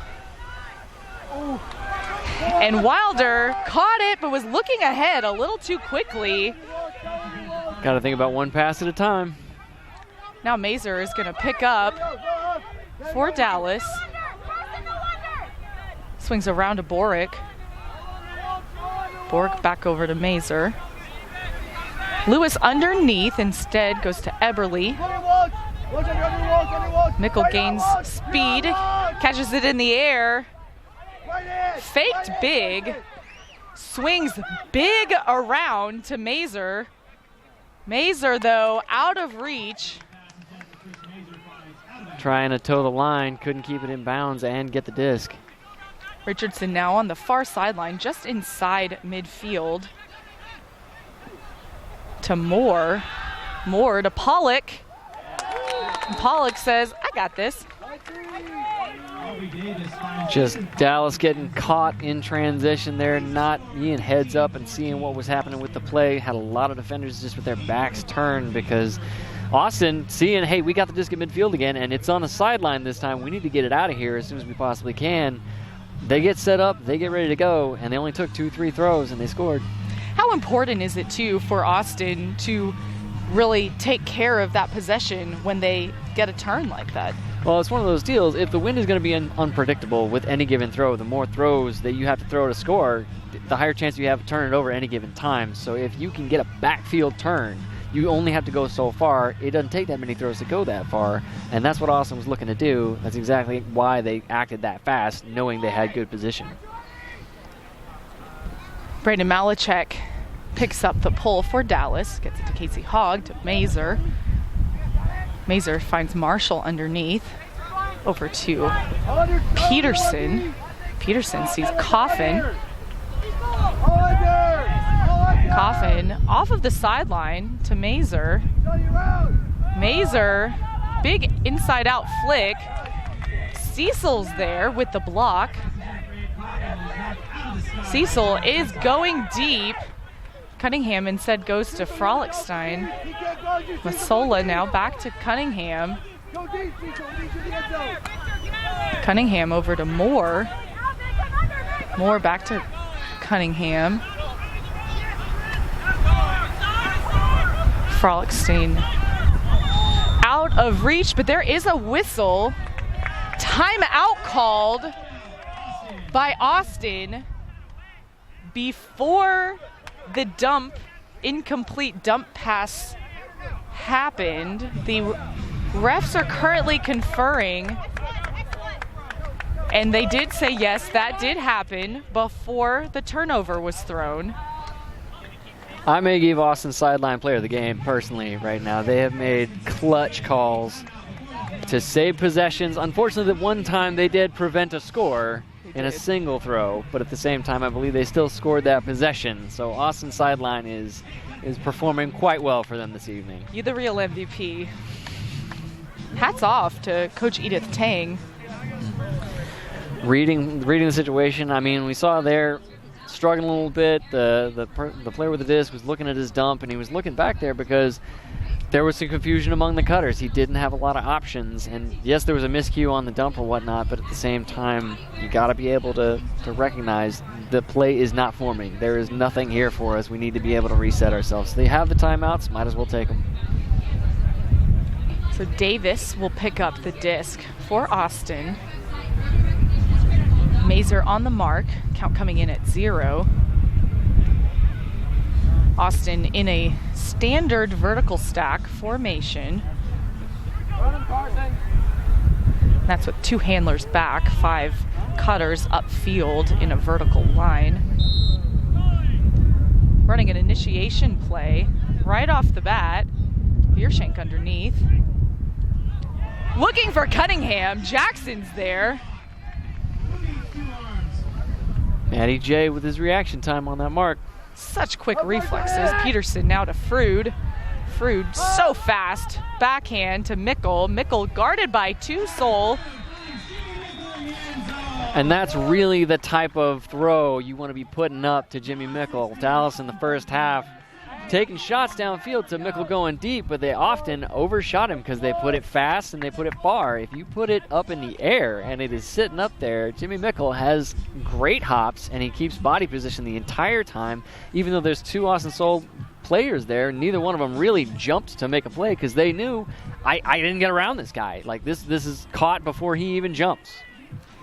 So Austin does not convert on their timeout opportunity. Dallas does instead to extend their lead to 2 goals, 16-14, 7:28 to play in the third quarter.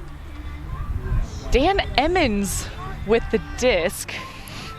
He's shown he can huck a backhand, so we have faith. The backhand pull does go up. It's a line drive.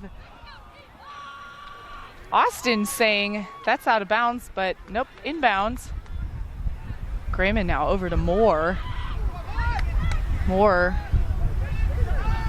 looking for a dump. Back to Grayman. Grayman to Pollock. Pollock throws going towards the ground. Grayman still keeps it up. Pollock around to Richardson. Swings it to Biershank. That throw catches air, but Biershank bobbles and catches it one-handed. Hernandez, though, with the layout D. Jackson picks up. Christian now. Biershank calls an injury. And actually, his injury was when Jackson still had the disc, so the disc will go back to him. Cunningham subbing in. And you do see great spirit from the Dallas players. Both the referee didn't recognize right away there was an injury being called on the field, and the Dallas players, several of them actually said, hey, wait, we need to stop. Spirit of the game alive and well. Kevin Christian swinging across the field. That has too much on it for Jason Holleran. And Gramman does not complete to Pollock. Now Pollock is calling an injury. Appears some muscle cramping. That may have been the previous injury as well. It is getting later on in the game, and if some of these starter players are running a lot of points in a row, it's possible they may not be hydrating as much as they need to. Texas heat is just brutal. So Pollock will leave. Mickle picks up for Dallas, swings around to Christian. Christian back to Mickle. Over to Jackson, extension grab. Kind of crowded there. That near far sideline. Swings around. Holleran. Ben Lewis says, I'm open. Holleran keeps the disc. Instead, finds Matt Jackson for the score. And that's a good example of what Dallas hadn't done early in the game, but is starting to do now when they're in their end zone offense on this downwind scoring end zone. They got stuck in the front corner more than one time during the first half. This time, they took dump passes and lost enough yards to almost get back to past the brick mark, and still managed to just swing the disc back across the field over to the break mark side, because I believe the force was towards that far backhand side for that point. And as a result, you see, if you have those resets, if you take your time, if you don't feel like you have to stuff it into the front corner, sometimes you can generate easy opportunities when the defense just doesn't think that guy needs to be covered. So with that score, it takes Dallas's lead to 3 goals, 17 to Austin's 14. 5:40 left in the third quarter. Coffin pulling for Dallas. It has some distance, lots of hang time. Cunningham with the disc for Austin, puts up a big flick huck, looking for Mathis. He's guarded by Hernandez, and Mathis with the sky grab for the score. Mathis had a great read on that the entire time. The big thing about Mathis's play on this is his cut. He recognized the disc is going to float. He recognized that it's going to take some time to fly through the air. His initial route always maintains position on the defender. He cuts it short a little bit and makes the defender take a few stutter steps or whatnot, so that he never really has an angle to recover and get back that position initially lost. If the defender doesn't take that stutter step, he almost certainly just runs into Mathis. So it was good heads-up play by Mathis to make sure he maintained position, but also a good heads-up play by the defender to maintain a safe scenario. Well put. Huck from Cunningham as well. That narrows Dallas's lead to 2 goals. 5:29 remaining in the third quarter. Richardson to pull for Austin. The wind's still a factor, though, on that upwind side. Mazer with the disc. Dallas in a side stack formation. Kai Marshall getting it in the center of the field.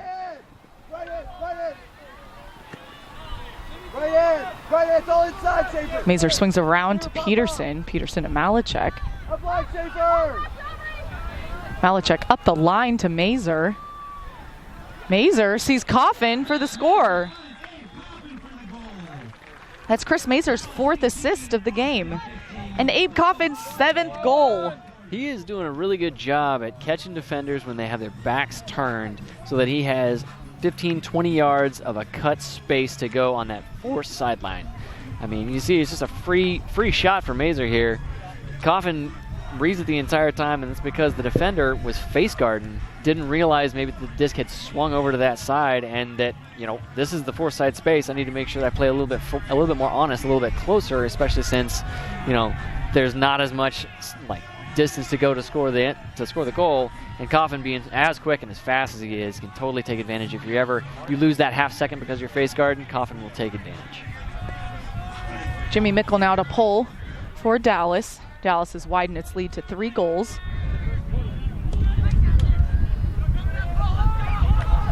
Gramman to pick up the pull. Now Austin in a bit of a side stack. Miscommunication. I think Gramman thought Cunningham was going to go deep. He came under instead. If he had gone deep, though, that was a pretty well put throw for that cut. Yeah, it was like better than most throws we've seen going from that distance so far. Christian picking up, breaking the mark around to Mickle. Back to Christian. Happy birthday to Kevin Christian. Swings over. Little Mickle Christian handle action there. Cutter's having a little trouble getting open downfield. Jay Frood now. Back to Christian. And a whistle call, pick called. As a result, Dallas goes back to the back of the end zone. So already in a possession where they've been having trouble working it out of the end zone. They have the full width to go. Gets it to Matt Jackson. Matt Jackson to Hernandez. Hernandez to Christian. Now trapped on that inside cone. Up the line to Jackson. Jackson just outside of midfield. Swings around to Mickle. Mickle with the reception. And flick from Mickle to streaking Emmons for the score. An excellent forehand huck from Jimmy Mickle into this headwind. He is known for taking that shot. He has done it more than once, even this evening.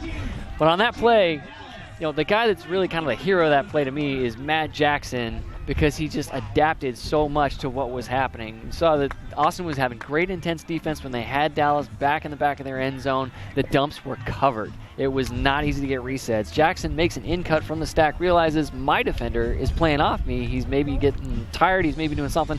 So he sets himself as a reset. He generates flow and a break mark throw from being that. Generally speaking, you always tell cutters, hey, don't cut into the handler of dump space. Don't crowd it out down there. But at the same time, Matt Jackson's a decent thrower, and he reads the play really well. He creates so much flow for the team from that. Jackson also with the cut that kind of got the disc out of that end zone area.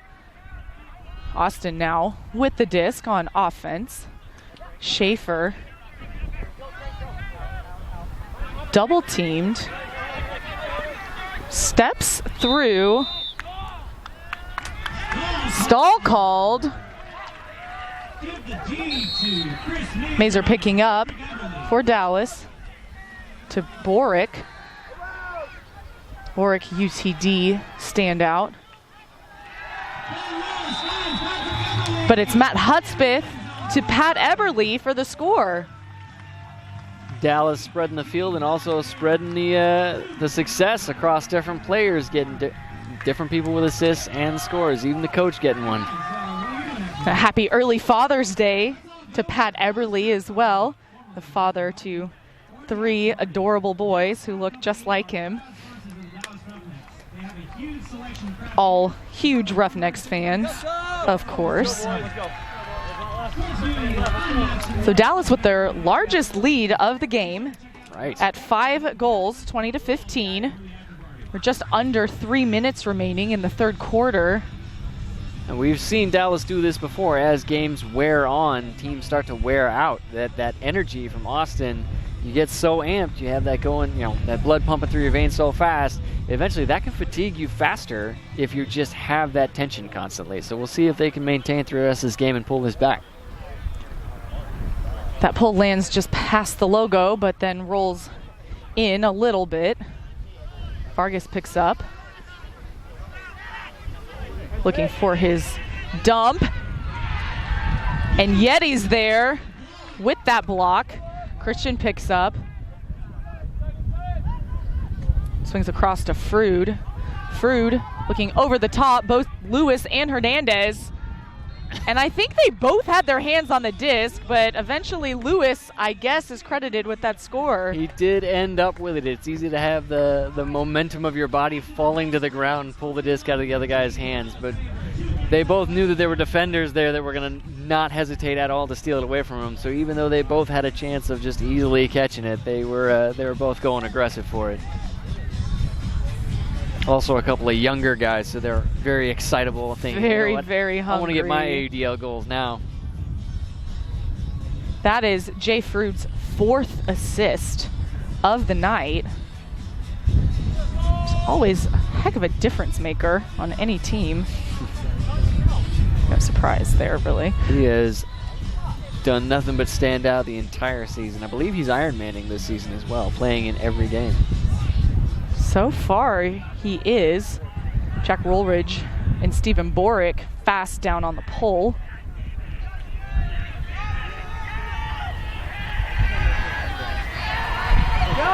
Crowd chanting Callahan as the Soul works it out of their end zone. Walsh now to Moore. To Richardson. Richardson working it kind of every other. He's now double teamed. Poached players for Austin, kind of trying to signal, but again, it's a big field. Now Biershank is alone for that score from Chance Mock, Nash Mock. Was a little bit concerned on that backhand there. He had a wide open shot with good 15 yards to the sideline before his receiver was going to get out of bounds, and he put a lot of oomph on it in order to just make sure that it got up there. Sometimes you can get caught putting too much energy into your throw, and Biershank did have to adjust when it got caught up in the wind because he put a little bit too much torque and curve a little more than you might want. Same time, Austin doing a really good job. Dallas poaching lanes. Austin figured out, okay, somebody's poached. There's going to be somebody that's open. Always take your resets. As soon as you get it, look to break the mark. All kinds of good fundamentals from Austin there, and they got a quick score as a result. 1:57 remaining in the third quarter. Dallas 21, Austin 16. Chase Cunningham with that pull. Mazer tracking it at the back of the end zone with the out-of-bounds clap. I believe that may be the first brick pull that went out the back of the end zone. The downwind pulls have been excellent this entire evening, giving a lot of defensive opportunities for when offenses have had to go into the headwind. So Mazer taking it at the brick mark, swings it over. There is a whistle on the play. Delay of game called. So Dallas with a 10-yard penalty.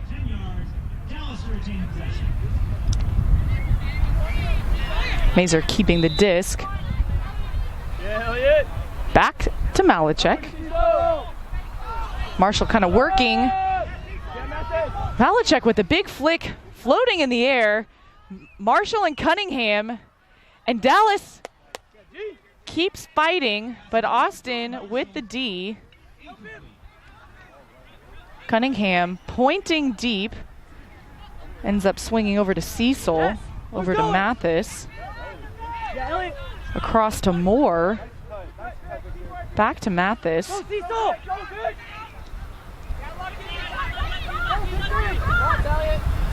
The lefty handler Cunningham surveying his options. Sees Bautista underneath. Dishes it to Mathis. Who's going? Back to Cunningham. Over to Moore.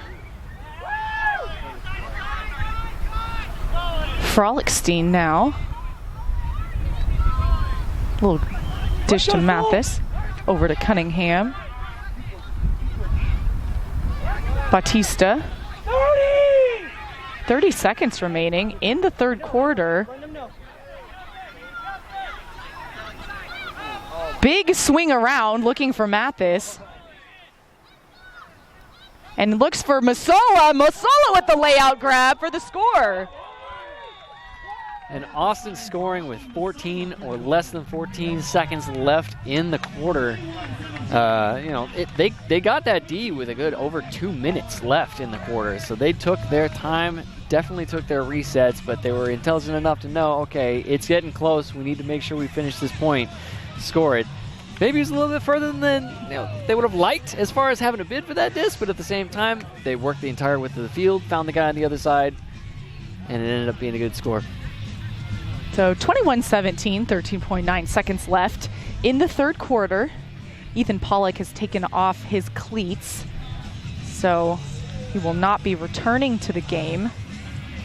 He did take an injury earlier on in the quarter. Biershank did as well, but he is still in the game. Dallas offense back on the field. Malachek to pick up the pull. Malachek double teamed, finds Mazer. 10 seconds remaining on the clock. And there was some contact. There was a whistle blown. Peterson is taking an injury.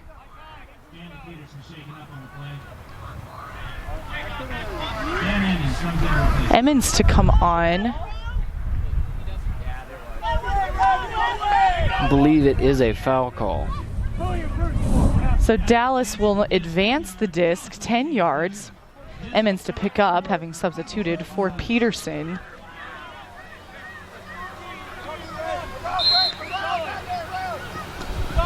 Emmons dishes to Mickle. Mickle with that big blade to Marshall. As the buzzer sounds, that pass is no good. After 3 quarters, Dallas 21, Austin 17. We'll be back with the last quarter of play here in the Colony. After a quick break, you're watching DallasRoughnecks.com. Dallas takes possession, looking for the tie. And it was tipped off the hands of Chris Larberg and caught by Zach Riggins.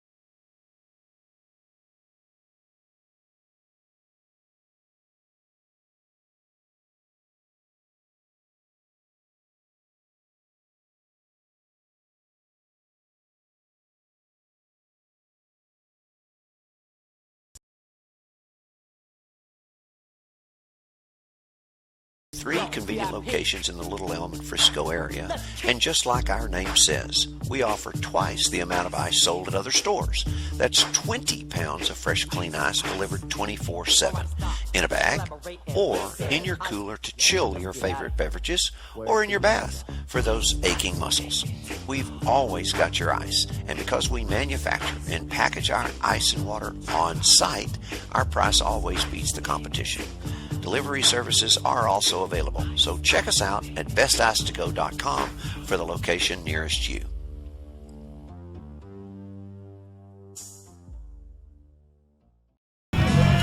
Welcome back to the Colony 5-Star Sports Complex, where Dallas has a 21-17 lead over the Austin Soul. I'm Emmy Fitzgerald, joined by Paul Burt. Paul, Austin has really stayed in it this entire game. What do you think is the key for then this fourth quarter to not let the lead widen anymore? Well, we saw in the third quarter Austin unfortunately struggled a few more times than they had in the first half, and that we talked about they need to maintain their energy, they need to stay hungry, but that can cause extra fatigue than you necessarily want as the game wears on. We saw them falter a little bit in the third quarter, but at the same time, every time we take a break, every time we take a stoppage, every time they take a timeout, which they've done very strategically thus far this game, they get a bit more legs underneath them and they can start make plays again. It is still a cool 92 degrees Fahrenheit here in the Colony. Wind 14 miles an hour, 28 mile an hour wind gusts. Jimmy Mickle with the block. Cunningham asking for the foul. Mickle says, that was clean. Jackson back to Christian. Christian to Mickle. That's not complete. Cunningham picks up to Orloff. Orloff dishes back to Cunningham. Cunningham over to Mathis. Mathis to Walter. Back to Mathis. Some switching there from the Dallas defense. Around to Orloff. Orloff all day on the swing pass to Mathis. Back to Orloff. Orloff to Mathis. High release to Cunningham. Cunningham over to Gramman for the score.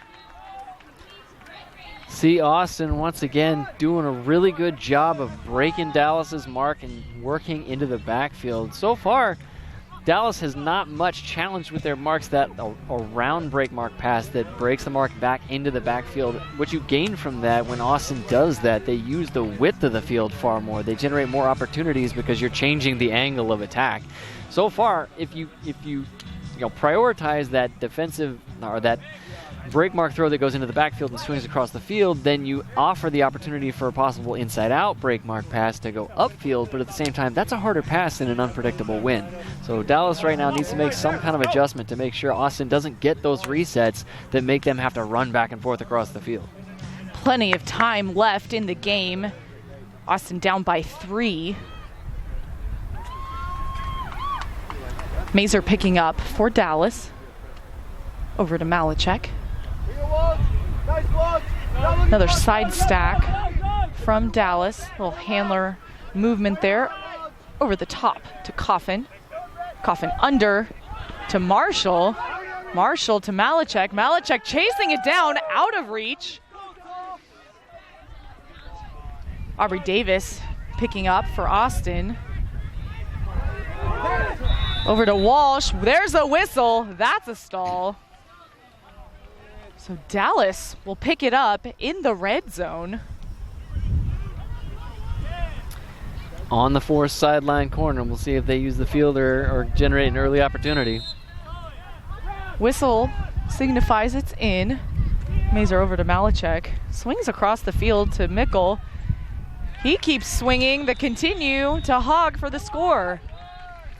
And just textbook end zone offense right there. You get those around break mark passes. Again, you use the entire width of the field. You can get a lot of opportunities because defenders, once you break into that backfield space, you can use the width, and defenders are all on the wrong side of the field because they were all counting on the mark to maintain the disc over on this sideline.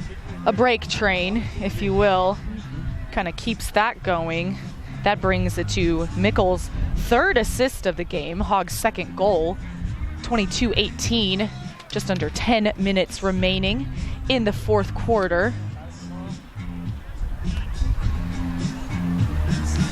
So even though the sun's gone down, the wind speed certainly hasn't.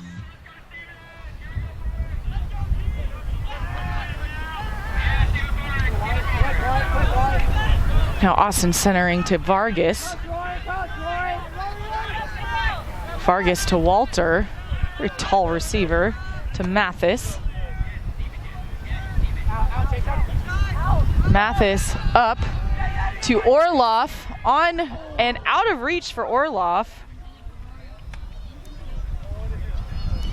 Looks like Yeti Costello shaken up on the play. Might have gotten caught in the side of the head by, I'm not sure, a shoulder or something. Borick now picking up for Dallas on the goal line.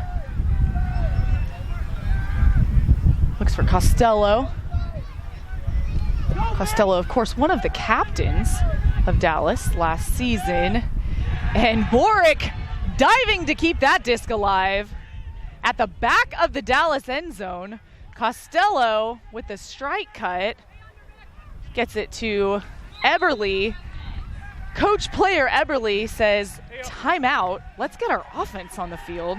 Another very strategic timeout. May not have been from the sideline, but it is the coach, so he has every right to call timeouts whenever he feels necessary. Of course, Pat Eberle Another Texas A&M Aggie. Played Austin double wide for a long time with several of the Austin Soul players. There's a lot of overlap between these two teams, between college and club throughout the years. I've even played with some of these guys on club teams before in the mixed division, Beyond obviously. that, I mean, they play year-round throughout leagues, so they definitely have a lot of experience in different scenarios and different situations.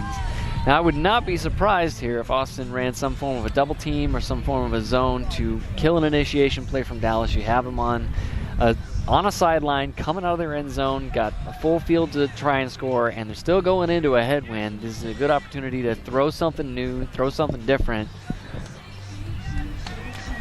Orloff on the mark for Austin. Malachek with the disc. And just as you predicted, Vargas comes over for the double team. Dallas adjusting their handler set in a horizontal stack, but with Mickle a little bit closer in, the stack not too deep. Disc is in, over the top to Hogg. Hogg to Malachek. Malachek under to Coffin. Coffin fakes deep, Mickle under instead. Mickle off the sideline to Coffin. Coffin to Malachek. Malachek flick huck. Peterson tracking that down. And the low-handed grab just outside the end zone. Laser to Coffin, no good. Unfortunate. Coffin's a super speedy guy, but just the angle of that cut didn't set it up easy for Stanley Peterson to just put it out in front of him. He had to kind of lead him up the field. There was a whistle on the play. We can put someone on offensively like a Walsh.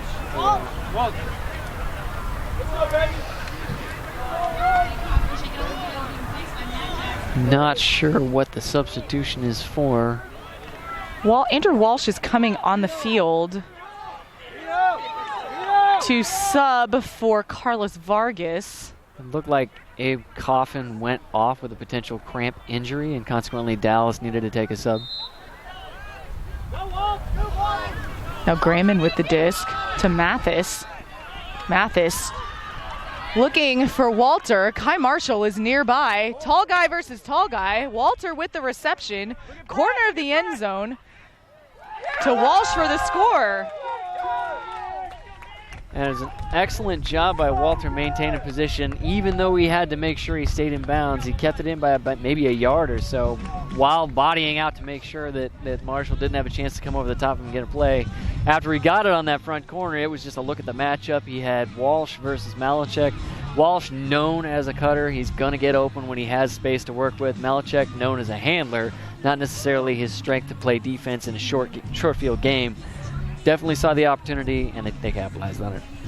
Big mismatch opportunity, taken advantage of there. That brings it to Dallas 22, Austin 19, 7:53 left in the game. Austin certainly not giving up, trying to take advantage of every opportunity. Let's go, boys! Let's go! Mickle to pick up for Dallas in that isolation side stack with Mazer in the center spot. Mickle in the middle of the field, swings around, that's intercepted, well batted down by Nash Mock. Davis picks up the line for Cunningham. Cunningham with the goal. And Austin striking fast again. They realize they got a backfield turn. They don't have to go, 30, 40 yards to score. 1-2 throws later, they caught Dallas with their backs turned again and scoring in the upwind end zone. Mock right now, I believe, has been involved in at least a couple of different Ds that cause those backfield turns. He is generating intensity for his team right now. Very heads-up defense there from Mock. And they usually do say catch your Ds. He very defiantly batted that on the ground, so maybe a more of a handler could pick up. So Dallas's lead is only 2, 7:28 left in the fourth quarter.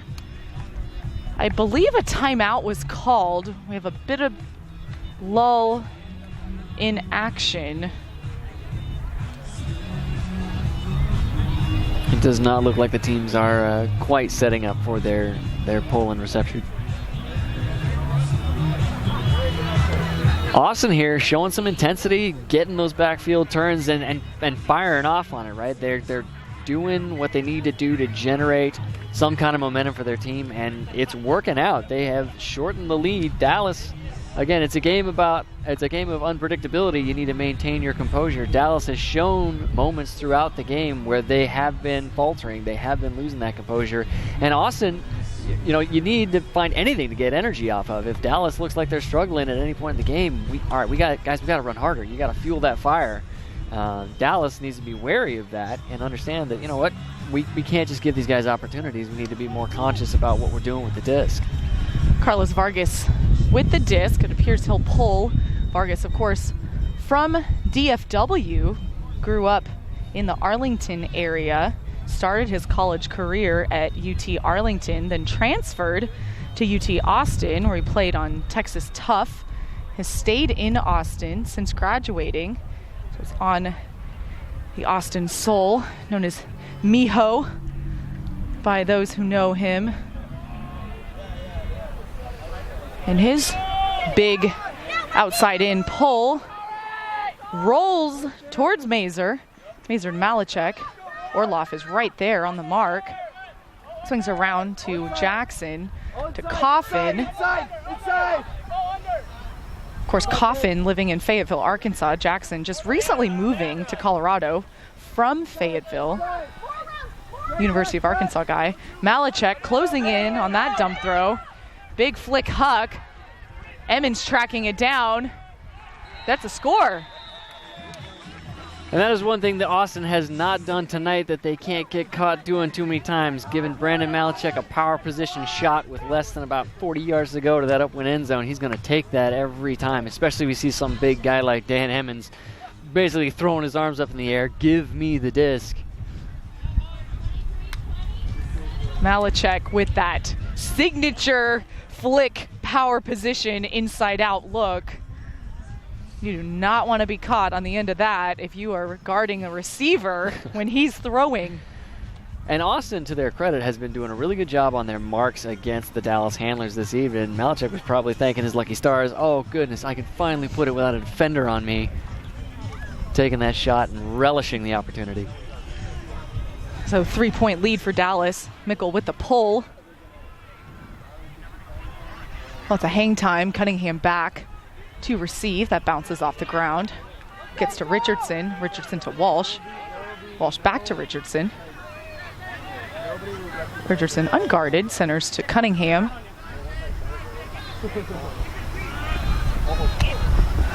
Cunningham, it's a lot of yardage with Mock. Now Schaefer double teamed. He finds an unguarded Beershank. Over the top for Walsh. And that's Walsh to Mock for the score.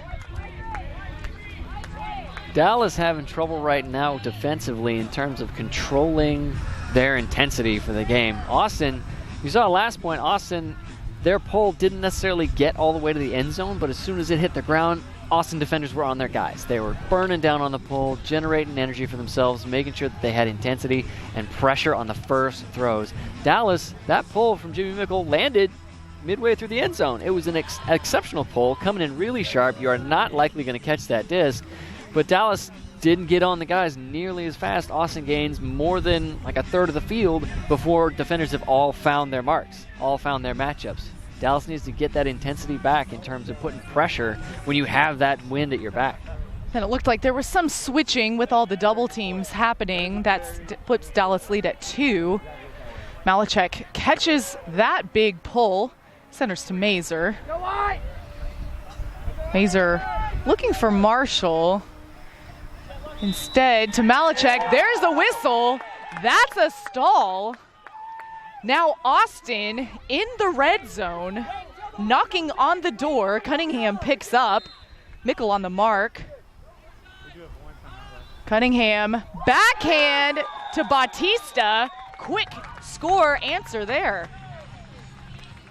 Austin doing what they need to do in terms of catching back up when you don't have a lot of time. If you get backfield turns, if you have that pressure on the resets, you're going to be getting the disc with only 5-10 yards to score. It only takes a couple of passes, and it only takes maybe 10-15 seconds at times. So even though they were down 4 or 5 points to start this quarter, now it's almost even, and we only got maybe halfway through.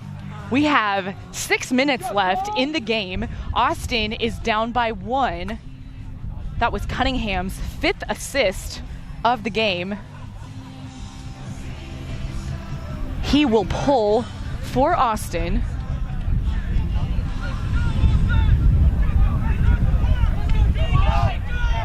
That pull gaining more distance than a lot of them upwind tonight. Malachek with the disc. Mickle burning deep. Instead, Malachek centers to Mazer. Mazer back to Malachek. Peterson open underneath. Finds Peterson. Peterson, big OI. Coffin with the sky, but can't catch it. Masola close by. Coffin still on the ground. You recall he did leave the game early with what appeared to be muscle cramps. Definitely looks like that is affecting him currently. Cunningham helping him. Of course, they were U24 national teammates. And you see there, Coffin is U20, excuse me. But yes, they were teammates on a national team. You see there, Coffin, he had a good read on that disc, and he is an excellent leaper to get over a defender and make that catch. But because the wind is so unpredictable and because it's coming in at a sharp angle, it's tough to make adjustments once you're off the ground. He can't hop anywhere when his feet aren't in contact with the ground. So if it drops, if it gusts past him, if it shifts to the side just barely, he's left with only the length of his arm to possibly save it. So Mickle carried him off the field. That was a turnover, so Cunningham will pick up. Jay Fruit on the mark. Up line. Now double team on Gramman. He finds Moore. Moore still on the line. Now Cunningham with the disc. Timeout called. You could tell Cunningham wanted to keep going. Visibly and audibly upset by the fact that we have this one, let us score this point. But at the same time, Austin's sideline again saying, guys, 5 minutes left in this game. We have one more point to score to make it even. We're going into the headwind. Let's do what we've done the entire game in this situation. Call that timeout, set yourself up for success. You know, this is a great opportunity. Let us use it. Dallas having to take a gut check right now in terms of figuring out, guys, we need to make sure that if we turn it over, we get back on defense. They have been pulling double teams because they know they maybe have a weak receiver on a sideline, or maybe they have the Austin Soul in a position on the end zone corner coming out. But with all those double teams, with all those switches, they've been constantly caught out of position, and they're not going to be able to make up the ground necessarily if the guy is already sitting in the end zone and you're back at the brick mark. So Austin is in scoring position to tie the game at 23, 5:11 remaining. There were some substitutions. Emmons coming on the field, as is Ben Lewis. Richardson will pick up on this near sideline. Big mark from the always athletic Frood.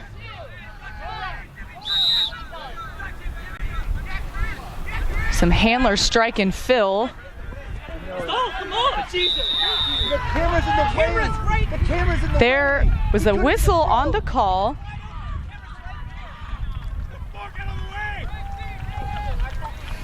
Can we get the camera out of the way? Actually, keep it in the way for them. Mazer now to pick up on the near sideline. Richardson on the mark. Finds the around to Mickle. Mickle to Peterson. little bit of movement there. Lewis now with the disc. Swings over to Mickle. Cunningham sealing in. Frood now with the reception. Double teamed. Finds Mickle. Mickle swings across to Lewis. Lewis to Peterson. Peterson to Emmons. That's a score. And another example of end zone offense, breaking marks, working towards the far side of the field. And as a result, because the defense has to constantly shift, got a couple of guys that had shifted all the way across the field, and offensive receivers see the defenders shifting too far, catch them with their backs turned, and you have a bunch of four-side throws back to this side of the field. So Dallas lead is 2, 4:10 left in the game, 24-22.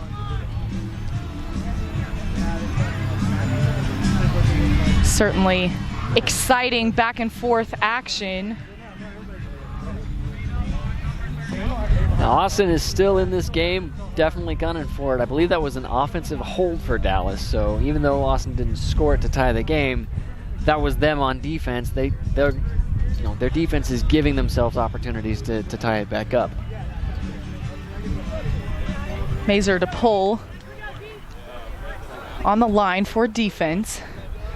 Matt Costello hustling down as usual. Graham with the disc for Austin. Finds Vargas. Vargas to Orloff. Orloff in the cutting position, typically a handler.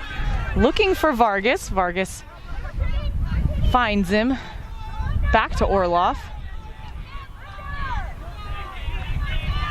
Orloff around to Mathis. Mathis to Davis. Davis, hammer for Michael Hayes. That's a score. Definitely throwing that hammer with confidence. The receiver was open on the break side of the field, but again, it's a gusty wind and whatnot. I believe the defenders were just caught not thinking that throw was going to happen. And sometimes, that'll work for you. If it gets you 1-2 points a game, why not take it? Especially when you only have 3.5 minutes left in this quarter, or left in the game. So Austin holds on their offensive point. Down by 1, 3:33 left in the game. Just a 1-point margin. And you see right now on the Austin sideline, they have bases of determination on right now. They are looking at the scoreboard thinking, you know what? We have never been this close at this point in the game. We need to take advantage if we can.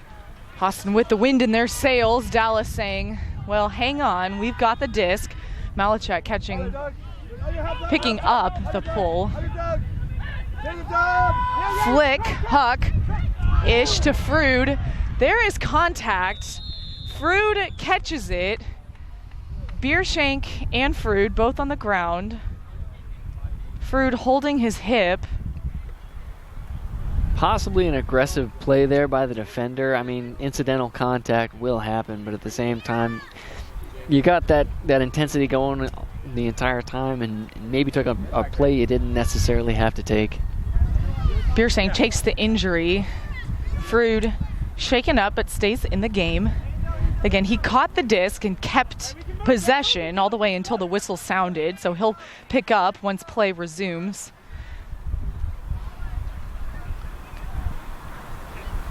Dallas asking if there's a call. Otherwise they would get a yardage advantage.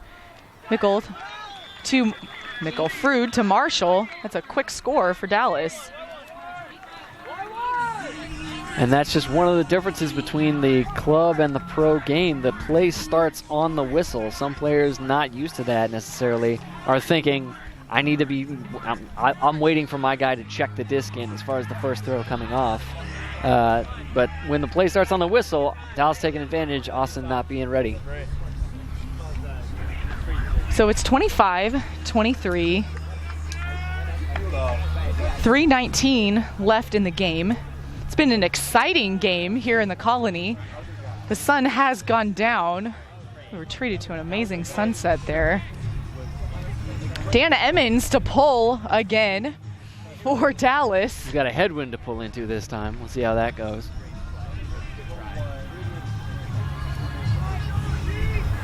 Cutting through the wind. It's a pretty good pull. Vargas picking up to Graham. Graham over to Mathis. Mathis surveying his options. Dishes back to Graham. Over to Vargas. Vargas to Cunningham. Cunningham swings, big swing to Orloff. Orloff tips out of his hand. Typically he catches those. He's been a good foundation for Austin thus far tonight, but mental errors can happen. Christian over to Lewis. Big pivots from Lewis. I think the count was getting high, so he was looking upfield. Definitely wanted to take a reset, but didn't really have too many options. Definitely different from Austin taking advantage. Austin taking advantage really fast on those backfield turns. Dallas took plenty of time to set up and didn't really have an initiation. So whistle, stall called. So Dallas will pick up right outside their end zone on the far sideline. Christian with the disc. Big swing around to Holleran. There's a score. And even if it was a bit risky, Kevin Christian recognizing defensive players were face guarding on those receivers and made eye contact with Holler and said, you know what, you're probably open if I put it far enough. The wind dying down a little bit, that lefty flick didn't sit up too long, and Holler, being a big guy himself, could come down with it even if it did. So it worked out for him. So lots of Dallas players with big games today, but our player of the game honors is going to go to Abe Coffin. He had 1 assist, but 7 goals. And just working so hard. He's so fast. Yes, definitely producing for the Dallas offense this evening. He's one of those guys that, like, when the resets have struggled, we've seen Austin playing really intense defense on Dallas's handlers, Dallas's resets. When those resets are struggling, he's the guy that's just going to get open for an upfield reset to keep the flow of the play going. We're under 2 minutes left in the game. Dallas with a 3-point advantage. Morris finds Walsh in the center of the field. Walsh over to Richardson. Richardson in power position. 2 Dallas players, but there is a whistle and contact called on Eberle. The intended receiver there was Marsh. The clock is ticking, so the Austin sideline saying, let's go, let's go, let's go. Mock will pick up right outside the end zone. Richardson with the disc. Swings it over to Moore. There's a score.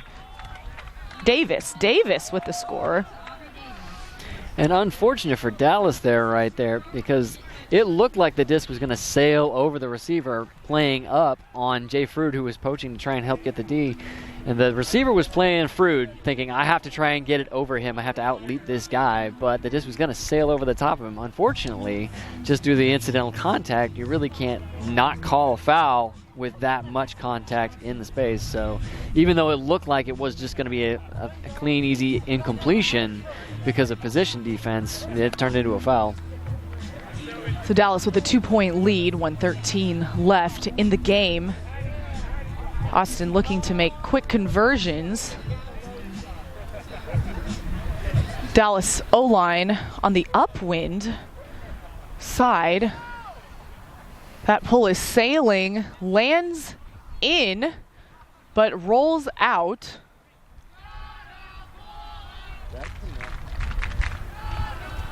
So that pull, actually it did not land in. So that pull will go to the brick mark. The disc will go to the brick mark. Mazur's there to pick up for Dallas. Dallas in a horizontal stack, double team on the mark. Gets it to Mazur. Straight up mark from Dallas, finds Jay Frood from Austin. Jay Frood back to Mazur. Mazer to Mickle. 55 seconds. Disc in the air. Frood catches it. Frood inside out backhand to Peterson. That's hanging. Peterson's on the ground. There's no whistle. The clock is still ticking. Peterson's still on the ground. We're at 35, 34, 33 seconds. Clock stops. Suspect the clock will probably go up to about 40, 42 seconds or so. So with that whistle, turns out there was foul called. Peterson will pick up on the goal line. Quick find to Marshall for the score. And really, as far as that foul call is concerned, it's very much a similar case to what happened to Austin on the very last point. The disc looked like it may have sailed out of the reach of Stanley Peterson, but at the same time, there was enough contact that he could have made a play had he landed from that leap and whatnot. And when he goes to the ground like that, has to take a few seconds to recover. It's obvious that there was something that caused him to be jostled up. Orlov starting out playing very good positional defense in terms of like making sure Peterson would have to make an amazing grab to get it and not and to get it and stay around, but at the same time I think he drifted too much into Peterson while Peterson was off the ground, and he's a bit of a thicker guy than Peterson, so consequently he has more control over where that play is going at the time. Peterson taking a beating today, so aggressive as always. Emmons with the pull. Richardson bobbling. Clock starts. Gets it to Schaefer. Schaefer now to Wilson. Walsh, it's still in the air. He grabs it. There is a whistle on the play. You have an Austin player down on the field. The clock has stopped at 16.8 seconds. Looks like another potential cramp injury. He was holding his knee, but after Emmons walked over to talk to him, it looks like he's holding it up as if he's possibly looking to stretch him. Muscle cramps, certainly no joke. Even with the most hydration, the level of intensity that these guys are playing makes it so difficult.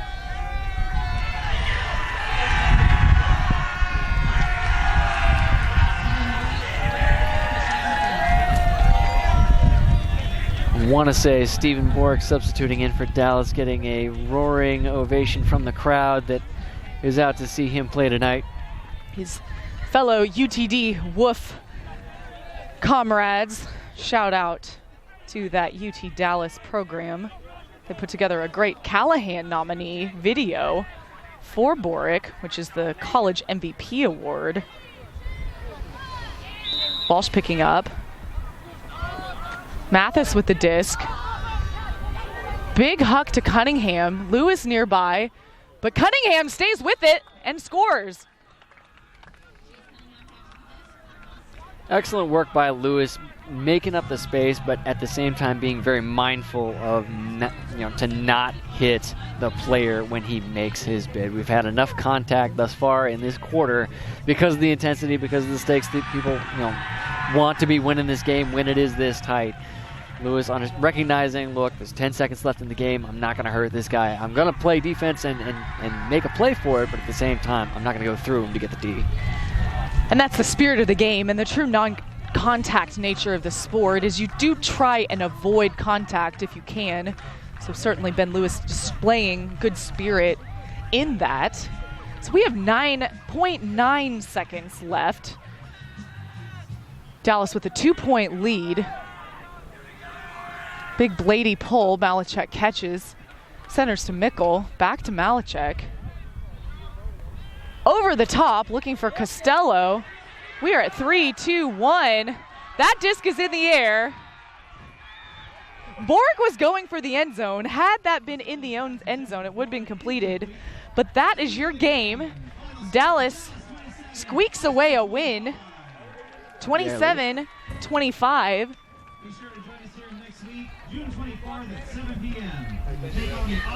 So Dallas needing to win out for the rest of the season, giving their playoff contentions. But Paul, what do you think was really that key. Austin kept it interesting the entire game. So how did Dallas maintain their composure, even when they were down, to kind of get that lead and keep it? It's one of those situations where you're gonna meet adversity in a few different forms throughout the season. In this game, it was Austin showing streaks of intensity, showing all kinds of reset defense, making Dallas have to work for every point and work for every reset. They ended up pulling it out, but you definitely saw Dallas struggle throughout different points of the game. So how about that Austin Soul coaching staff with their well-planned timeouts? They seemed like the MVP of the game. Well, right. They called timeouts at the proper time. They threw different looks at Dallas, making them have to adjust. When Dallas called timeouts, they tried to capitalize by throwing double teams on the sideline. Everything was fundamentally sound from the Austin sideline, recognizing plays as they were happening on the field and knowing when they had to make adjustments. So Dallas playing the Soul this weekend. Next Saturday, they play the Atlanta Hustle here at home. And the Hustle, that will be their first game of a 2-game road show. It's also the club tournament Texas Two-Finger. So all of the Texas Two-Finger athletes will be hosted here. So we hope if any of you guys out there are watching playing Texas Two-Finger, after you play Saturday, make sure you come out to the Roughnecks game. We hear that one of our players, who is also a DJ, might be spinning some tunes after the game. That should be fun. But for now, Dallas wins 27-25. Be sure to catch us on our social media channels on Facebook, on Instagram, on Twitter, at @DRoughnecks for all kinds of highlights and videos and clips throughout the week. For Paul Burt, I'm Emmy Fitzgerald. Thanks for watching. Have a good night.